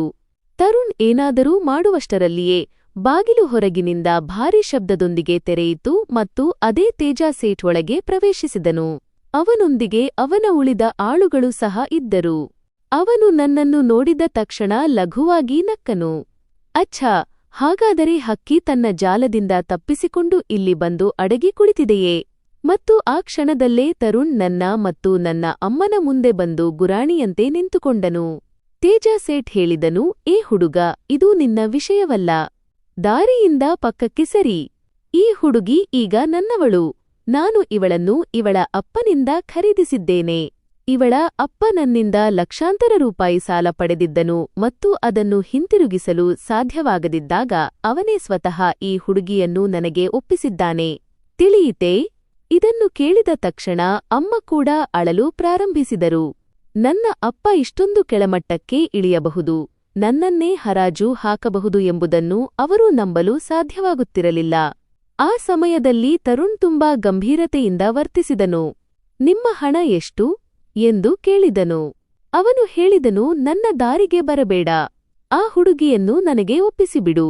ಆದರೆ ತರುಣ್, ನೀನು ನಿನ್ನ ಹಣದ ಮೊತ್ತವನ್ನು ಹೇಳು. ನಿನಗೆ ಅದು ವಾಪಸ್ ಸಿಗುತ್ತದೆ ಎಂದಷ್ಟೇ ಹೇಳಿದನು. ತೇಜ, ನನ್ನ 20 ಲಕ್ಷ ರೂಪಾಯಿ ಬರಬೇಕು ಎಂದು ಉತ್ತರಿಸಿದಾಗ ತಕ್ಷಣವೇ ತರುಣ್ ತನ್ನ ಜೇಬಿನಿಂದ ಫೋನ್ ತೆಗೆದನು ಮತ್ತು ತಕ್ಷಣವೇ ತನ್ನ ಆಳನ್ನು ತನ್ನ ಕೋಣೆಗೆ ಕಳುಹಿಸಿ ಬೀರುವಿನಿಂದ ಒಂದು ಬ್ಯಾಗ್ ತರಿಸಿದನು ಮತ್ತು ಅದನ್ನು ಅವನ ಮುಂದೆ ತೆರೆದಿಟ್ಟನು. ಅವನು ಕೇವಲ ನೋಡುತ್ತಲೇ ಉಳಿದನು. ಈ ಹುಡುಗ ಒಬ್ಬ ದಿವಾಳಿಯಾದ ತಂದೆಯ ಮಗಳಿಗಾಗಿ ಇಷ್ಟೊಂದು ಹಣವನ್ನು ನೀಡಬಲ್ಲನೆಂಬುದನ್ನು ಬಹುಶಃ ಅವನಿಗೆ ನಂಬಲು ಸಾಧ್ಯವಾಗುತ್ತಿರಲಿಲ್ಲ. ನಂತರ ತರುಣ್ ಗಡುಸಾದ ಧ್ವನಿಯಲ್ಲಿ ಆ ಜನರಿಗೆ ಹೇಳಿದನು, ಈಗ ಈ ವಿಷಯ ಇಲ್ಲಗೇ ಮುಗಿಯಿತು. ನಿಮ್ಮ ಸಾಲ ತೀರಿದೆ. ಇನ್ನು ಮುಂದೆ ಯಾರಿಗೂ ನೈನಾಗೂ ಯಾವುದೇ ಸಂಬಂಧವಿಲ್ಲ ಮತ್ತು ಇನ್ನು ಮುಂದೆ ಯಾರಾದರೂ ನೈನಾ ಕಡೆಗೆ ಕಣ್ಣೆತ್ತಿ ನೋಡಿದರೂ ನಾನು ಅವರನ್ನು ಕೊಂದು ಹಾಕುತ್ತೇನೆ. ತರುಣ್ನ ಬೆದರಿಕೆ ಮತ್ತು ಹಣ ಸಿಕ್ಕಿದ ನಂತರ ತೇಜ ಏನೂ ಮಾತನಾಡದೆ ಅಲ್ಲಿಂದ ಹೊರಟು ಹೋದನು. ಆದರೆ ಅವನ ಕಣ್ಣುಗಳಲ್ಲಿ ಕೋಪದ ಬೆಂಕಿ ಕಾಣಿಸುತ್ತಿತ್ತು. ಒಳಗೊಳಗೆ ಏನೋ ಅಸಮಾಧಾನ ಕಾಡುತ್ತಿರುವಂತೆ ಭಾಸವಾಗುತ್ತಿತ್ತು.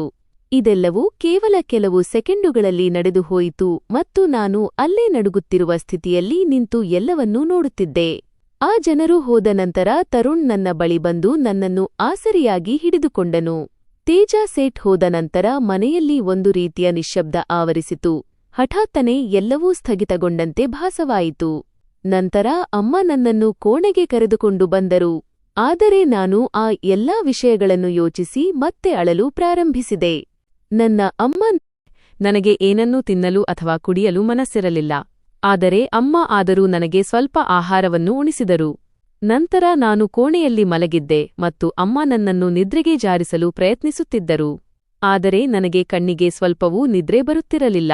ನಿದ್ರೆ ಕಣ್ಣುಗಳಿಂದ ಕೋಟ್ಯಂತರ ಮೈಲಿ ದೂರವಿತ್ತು. ತಟ್ಟನೆ ಬಾಗಿಲಿನ ಮೇಲೆ ಯಾರೋ ತಟ್ಟಿದ ಸದ್ದಾಯಿತು. ಅಲ್ಲಿ ತರುಣ್ ಇದ್ದನು. ಅವನು ಅಮ್ಮನಿಗೆ ಹೇಳಿದನು, ಆಂಟಿ, ನೈನಾ ಇನ್ನು ಕೆಲವು ದಿನಗಳ ಕಾಲ ಮನೆಯಲ್ಲಿಯೇ ವಿಶ್ರಾಂತಿ ಪಡೆಯಲಿ. ಇವಳು ಕಚೇರಿಗೆ, ಆಫೀಸ್ಗೆ ಬರುವ ಅಗತ್ಯವಿಲ್ಲ. ನೈನಾ ಈಗ ಆಫೀಸ್ಗೆ ಹೋಗುವಂತಹ ಪರಿಸ್ಥಿತಿಯಲ್ಲಿ ಇಲ್ಲ. ಈ ಮಾತಿಗೆ ಅಮ್ಮ ಒಪ್ಪಿಗೆ ಸೂಚಿಸುತ್ತಾ, ಹೌದು ಮಗನೇ, ನೀನು ಹೇಳುತ್ತಿರುವುದು ತೀರಾ ಸರಿಯಾಗಿದೆ ಎಂದರು. ಇಷ್ಟನ್ನು ಹೇಳಿ ಅವನು ಅಲ್ಲಿಂದ ಹೊರಟು ಹೋದನು. ಅವನ ಈ ನಿರ್ಧಾರದಲ್ಲಿ ನನಗಾಗಿ ಇದ್ದ ಕಾಳಜಿ ಸ್ಪಷ್ಟವಾಗಿ ತಿಳಿಯುತ್ತಿತ್ತು. ನಂತರ ಕೆಲವು ದಿನಗಳ ಕಾಲ ನಾನು ಆಫೀಸ್ಗೆ ಹೋಗಲಿಲ್ಲ. ಮನೆಯಲ್ಲೇ ವಿಶ್ರಾಂತಿ ಪಡೆದೆ. ಅಮ್ಮನೊಂದಿಗೆ ಸಮಯ ಕಳೆದ ಮುಗಿಸಿದೆ ಮತ್ತು ತರುಣ್ ಮನೆಗೆ ಬಂದಾಗ ಅವನ ಉಪಸ್ಥಿತಿಯಲ್ಲಿ ನನಗೆ ತುಂಬಾ ನೆಮ್ಮದಿ ಅನಿಸುತ್ತಿತ್ತು. ಅದರ ನಂತರ ನಾನು ಸ್ವಲ್ಪ ಚೇತರಿಸಿಕೊಂಡಾಗ ಮತ್ತೆ ಆಫೀಸ್ಗೆ ಸೇರಿಕೊಂಡೆ ಮತ್ತು ಈಗ ಆಫೀಸ್ ಹಾಗೂ ಮನೆಯ ನಡುವೆ ಜೀವನ ಸ್ವಲ್ಪ ಸಾಮಾನ್ಯವಾಗತೊಡಗಿತು. ಈಗ ನಾನು ಮೊದಲಿನಂತೆ ಭಯಭೀತಳಾಗಿ ಇರುತ್ತಿರಲಿಲ್ಲ. ಆದರೆ ಮನಸ್ಸಿನ ಒಳಗಿನ ಎಲ್ಲೋ ಒಂದು ಕಡೆ ಆ ಹಳೆಯ ವಿಷಯಗಳು ಸುಳಿಯುತ್ತಲೇ ಇದ್ದವು. ತರುಣ್ ಕೂಡ ನನಗೆ ನನ್ನದೇ ಆದ ಸಮಯ ಮತ್ತು ಸ್ವಾತಂತ್ರ್ಯವನ್ನು ಸ್ಪೇಸ್ ನೀಡಲು ಪ್ರಾರಂಭಿಸಿದನು. ಅದು ಒಂದು ಸಾಯಂಕಾಲದ ವಿಷಯ. ನಾನು ಬಾಲ್ಕನಿಯಲ್ಲಿ ನಿಂತಿದ್ದೆ ಮತ್ತು ತಂಪಾದ ಗಾಳಿ ಮೆಲ್ಲನೆ ಬೀಸುತ್ತಿತ್ತು. ಆ ಕ್ಷಣ ತುಂಬಾ ನೆಮ್ಮದಿಯಿಂದ ಕೂಡಿತ್ತು. ಅದು ಎಷ್ಟೋ ಕಷ್ಟಗಳ ನಂತರ ನನ್ನ ಹಣೆಬರಹಕ್ಕೆ ಒಲಿದು ಬಂದಿತ್ತು. ಆಗ ಹಠಾತ್ತನೆ ನನ್ನ ಹಿಂಭಾಗದಿಂದ ಹೆಜ್ಜೆಯ ಶಬ್ದ ಕೇಳಿಸಿತು. ನಾನು ತಿರುಗಿ ನೋಡಿದಾಗ ಅಲ್ಲಿ ತರುಣ್ ನಿಂತಿದ್ದನು. ಅವನು ನನ್ನ ಪಕ್ಕದಲ್ಲೇ ಬಂದು ನಿಂತುಕೊಂಡು, ನೈನಾ, ಈಗ ನೀನು ಮೊದಲಿಗಿಂತ ಚೆನ್ನಾಗಿ ಕಾಣಿಸುತ್ತಿದ್ದೀಯಾ. ಹೀಗೆ ಯಾವಾಗಲೂ ಸಂತೋಷವಾಗಿರು ಎಂದನು. ಈ ಮಾತಿಗೆ ನಾನು ಲಘುವಾಗಿ ತಲೆಯಾಡಿಸಿದೆ. ಅದರ ನಂತರ ಅವನು ನನ್ನೊಂದಿಗೆ, ನೈನಾ ಕೇಳು, ನಾನು ನಿನ್ನೊಂದಿಗೆ ಒಂದು ವಿಷಯ ಮಾತನಾಡಬೇಕಿತ್ತು. ನೀನು ಬೇಜಾರು ಮಾಡಿಕೊಳ್ಳದಿದ್ದರೆ ಎಂದನು. ನಾನು ಅವನ ಕಡೆ ನೋಡಿ ಹೇಳಿ ಎಂದೆ. ನಂತರ ಅವನು ಸ್ವಲ್ಪ ಸಮಯ ತಡೆದು ಗಂಟಲು ಸರಿಪಡಿಸಿಕೊಂಡನು. ಅವನು ಮಾತನಾಡಲು ಪದಗಳನ್ನು ಹುಡುಕುತ್ತಿರುವಂತೆ ಭಾಸವಾಗುತ್ತಿತ್ತು. ಆಮೇಲೆ ದೀರ್ಘವಾಗಿ ಉಸಿರೆಳೆದುಕೊಂಡು ಹೇಳಲು ಪ್ರಾರಂಭಿಸಿದನು, ನೀನು ನನ್ನ ಜೀವನಕ್ಕೆ ಬಂದಾಗಿನಿಂದ ಒಂಥರ ನೆಮ್ಮದಿಯಿದೆ. ಇದಕ್ಕಿಂತ ಮುಂಚೆ ನಾನು ತುಂಬಾ ಚಡಪಡಿಸುತ್ತಿದ್ದೆ. ಯಾವುದೇ ವಿಷಯದಲ್ಲೂ ಅಷ್ಟೊಂದು ಆಸಕ್ತಿ ಇರುತ್ತಿರಲಿಲ್ಲ ಮತ್ತು ಜೀವನದಲ್ಲಿ ಈ ನೆಮ್ಮದಿಯೂ ಇರಲಿಲ್ಲ. ನಾನು ಅವನ ಮಾತುಗಳನ್ನು ಗಮನವಿಟ್ಟು ಕೇಳುತ್ತಿದ್ದೆ ಮತ್ತು ಅವನು ಏನು ಹೇಳಲು ಹೊರಟಿದ್ದಾನೆ ಎಂಬುದು ನನಗೆ ಅರ್ಥವಾಗುತ್ತಿರಲಿಲ್ಲ. ಆದರೆ ನನ್ನ ಹೃದಯದ ಬಡಿತ ತಾನಾಗಿಯೇ ಎಷ್ಟು ಜೋರಾಯಿತೆಂದರೆ ಹೃದಯವು ಈಗಲೇ ಪಕ್ಕೆಲುಬುಗಳನ್ನು ಮುರಿದು ಹೊರಗೆ ಬಂದುಬಿಡುತ್ತದೇನೋ ಎಂಬಂತೆ ಅನಿಸಿತು. ಅದರ ನಂತರ ಅವನು ನೇರವಾಗಿಯೇ ವಿಷಯಕ್ಕೆ ಬಂದು ಹೇಳಿದನು, ನಾನು ನಿಜವಾಗಿಯೂ ನಿನ್ನನ್ನು ಇಷ್ಟಪಡಲಾರಂಭಿಸಿದ್ದೇನೆ ನೈನಾ. ನನ್ನ ಹೃದಯ ಗೆದ್ದ ಮೊದಲ ಹುಡುಗಿ ನೀನು. ನೀನು ನನಗೆ ತುಂಬಾ ವಿಶೇಷ. ಇದನ್ನು ಕೇಳಿ ನಾನು ಮೂಕವಿಸ್ಮಿತಳಾದೆ ಮತ್ತು ನನ್ನ ಕಣ್ಣುಗಳು ತಾನಾಗಿಯೇ ಕೆಳಗೆ ವಾಕಿದವು. ಈಗ ನಾನು ಏನು ಹೇಳಬೇಕೆಂದು ನನಗೆ ತಿಳಿಯುತ್ತಿರಲಿಲ್ಲ. ಆದರೂ ಕೇವಲ ನನಗೆ ಸ್ವಲ್ಪ ಸಮಯ ಬೇಕು ಎಂದು ಹೇಳಿಬಿಟ್ಟೆ. ಅದಕ್ಕೆ ತರುಣ್ ಕೂಡ ಮುಗುಳ್ನಕ್ಕೂ, ಹೌದು, ಯಾವುದೇ ಅವಸರವಿಲ್ಲ ಮತ್ತು ನಾನು ಈಗಲೇ ನಿನ್ನಿಂದ ಉತ್ತರವನ್ನು ಕೇಳುತ್ತಿಲ್ಲ. ಕೇವಲ ನನ್ನ ಹೃದಯದ ಮಾತನ್ನು ನಿನಗೆ ಹೇಳುತ್ತಿದ್ದೇನೆ ಅಷ್ಟೇ. ಉಳಿದ ನಿರ್ಧಾರ ಕೈಗೊಳ್ಳುವ ಸಂಪೂರ್ಣ ಹಕ್ಕು ನಿನಗಿದೆ. ಇದಕ್ಕೆ ನಿನಗೆ ಎಷ್ಟು ಸಮಯ ಬೇಕೋ ಅಷ್ಟು ತೆಗೆದುಕೊಳ್ಳಬಹುದು. ಆದರೆ ನಾನು ನಿನ್ನನ್ನು ಮದುವೆಯಾಗಲು ಬಯಸುತ್ತೇನೆ. ನೀನು ಕೂಡ ಈ ನಿರ್ಧಾರದಲ್ಲಿ ಸಂತೋಷದಿಂದ ಮತ್ತು ಒಪ್ಪಿಗೆಯಿಂದ ಇದ್ದಾಗ ಮಾತ್ರ. ಏಕೆಂದರೆ ನನಗೆ ಯಾವುದೇ ರೀತಿಯ ಬಲವಂತ ಮಾಡುವುದು ಖಂಡಿತ ಇಷ್ಟವಿಲ್ಲ. ಅಂದು ರಾತ್ರಿ ನನಗೆ ತುಂಬಾ ತಡವಾಗುವವರೆಗೂ ನಿದ್ರೆ ಬರಲೇ ಇಲ್ಲ. ಕೇವಲ ತರುಣ್ ಹೇಳಿದ ಮಾತುಗಳೇ ನನ್ನ ತಲೆಯಲ್ಲಿ ಪದೇ ಪದೇ ಬರುತ್ತಿದ್ದವು. ಆದರೆ ನನಗೆ ಏನೂ ಅರ್ಥವಾಗುತ್ತಿರಲಿಲ್ಲ. ಒಂದು ಕಡೆ ಭಯ ಮತ್ತು ನೋವಿನ ಹಳೆಯ ನೆನಪುಗಳು ಇನ್ನೂ ಹಸಿಯಾಗಿಯೇ ಇದ್ದವು. ಮತ್ತೊಂದು ಕಡೆ ಪ್ರತಿ ಬಾರಿಯೂ ನನ್ನನ್ನು ಸಂಭಾಳಿಸಲು ತನ್ನ ಸರ್ವಸ್ವವನ್ನೂ ಪಣಕ್ಕಿಟ್ಟ ಒಬ್ಬ ಮನುಷ್ಯನಿದ್ದನು. ನಂತರ ಇದೇ ಯೋಚನೆಗಳಲ್ಲಿ ಮುಳುಗಿದ್ದ ನನಗೆ ಯಾವಾಗ ನಿದ್ರೆ ಬಂದಿತೋ ತಿಳಿಯಲೇ ಇಲ್ಲ. ಮರುದಿನದ ವಿಷಯ ಊಟದ ಸಮಯವಾಗಿತ್ತು. ಆದರೆ ಅಷ್ಟರಲ್ಲೇ ಬಾಗಿಲು ತಟ್ಟುವ ಶಬ್ದ ಕೇಳಿಸಿತು. ಬಾಗಿಲಿನಲ್ಲಿ ಅಪ್ಪ ನಿಂತಿದ್ದರು. ಅವರು ಒಳಗೆ ಬಂದರು ಮತ್ತು ಅವರನ್ನು ನೋಡಿದ ತಕ್ಷಣವೇ ಅಮ್ಮನ ಮುಖದ ಬಣ್ಣ ಬದಲಾಗಿ ಹೋಯಿತು. ಅಮ್ಮ ಕೇಳಿದರು, ನೀವು ಈಗ ಇಲ್ಲಿಗೆ ಏಕೆ ಬಂದಿದ್ದೀರಿ? ಅಮ್ಮನ ಧ್ವನಿಯಲ್ಲಿ ಕೋಪ ಮತ್ತು ನೋವು ಎರಡೂ ಒಟ್ಟಿಗೆ ತುಂಬಿದ್ದವು. ಅಮ್ಮನ ಈ ತಿರಸ್ಕಾರಕ್ಕೆ ಅಪ್ಪನ ಕಣ್ಣುಗಳು ಕೆಳಗೆ ಬಾಗಿದವು. ಅವರು, ನಾನು ನನ್ನ ಮಗಳನ್ನು ನೋಡಲು ಬಂದಿದ್ದೇನೆ ಎಂದರು. ಅಮ್ಮ ತಕ್ಷಣವೇ ಹೇಳಿದರು, ಮಗಳೇ, ನೀವು ಆಕೆಯನ್ನು ಮಗಳೆಂದು ಕರೆಯುವ ಹಕ್ಕನ್ನೂ ಸಹ ಕಳೆದುಕೊಂಡಿದ್ದೀರಿ. ನಿಮಗೆ ಸ್ವಲ್ಪವೂ ನಾಚಿಕೆಯಾಗಲಿಲ್ಲವೇ? ನಿಮ್ಮ ಸ್ವಂತ ಮಗಳನ್ನೇ ಮತ್ತೊಬ್ಬರಿಗೆ ಮಾರಾಟ ಮಾಡಲು. ಅಮ್ಮನ ಈ ಜೋರಾದ ಧ್ವನಿ ಕೇಳಿಸಿದಾಗ ನಾನು ಕೂಡ ನನ್ನ ಕೋಣೆಯಿಂದ ಹೊರಗೆ ಬಂದೆ ಮತ್ತು ಅಮ್ಮನ ಎದುರು ಅಪ್ಪ ನಿಂತಿರುವುದನ್ನು ನೋಡಿ ನಾನು ಸಹ ಆಶ್ಚರ್ಯಚಕಿತಳಾದೆ. ಆದರೆ ಅಪ್ಪ ನನ್ನನ್ನು ನೋಡಿದ ತಕ್ಷಣ ಅಳಲು ಪ್ರಾರಂಭಿಸಿದರು ಮತ್ತು ತಕ್ಷಣವೇ ನನ್ನ ಬಳಿ ಕ್ಷಮೆಯಾಚಿಸಲು ತೊಡಗಿದರು. ನನ್ನನ್ನು ಕ್ಷಮಿಸಿಬಿಡು ಮಗಳೇ, ನಾನು ತುಂಬಾ ಅಸಹಾಯಕನಾಗಿದ್ದೆ. ಆ ಸಮಯದಲ್ಲಿ ನನ್ನ ಮುಂದೆ ಬೇರೆ ಯಾವುದೇ ದಾರಿಯೂ ಇರಲಿಲ್ಲ. ನಾನು ಇನ್ನೇನು ಮಾಡಬೇಕಿತ್ತು. ನಾನು ತುಂಬಾ ಹೆದರಿಹೋಗಿದ್ದೆ. ಆದರೆ ಈಗ ನನಗೆ ಅರ್ಥವಾಗಿದೆ. ನಾನು ಹಾಗೆ ಮಾಡಿ ನನ್ನ ಜೀವನದ ಅತಿದೊಡ್ಡ ತಪ್ಪು ಮಾಡಿದ್ದೆ. ಅಪ್ಪನ ಈ ಮಾತಿಗೆ ನಾನು ಹೇಳಿದೆ, ನೀವು ನನ್ನನ್ನು ಆ ರಾಕ್ಷಸನ ಕೈಗೆ ಒಪ್ಪಿಸಿಬಿಟ್ಟಿದ್ದೀರಲ್ಲವೇ? ಈ ಮಾತನ್ನು ಕೇಳಿದ ತಕ್ಷಣ ಅಪ್ಪ ನೆಲದ ಮೇಲೆ ಕುಳಿತುಬಿಟ್ಟರು ಮತ್ತು ತುಂಬಾ ಅಳುತ್ತಾ ಹೇಳಲಾರಂಭಿಸಿದರು, ಹೌದು ಮಗಳೇ, ಮತ್ತು ಈ ವಿಷಯಕ್ಕಾಗಿ ನಾನು ನನ್ನನ್ನು ಇಡೀ ಜೀವನದಲ್ಲಿ ಎಂದಿಗೂ ಕ್ಷಮಿಸಿಕೊಳ್ಳುವುದಿಲ್ಲ.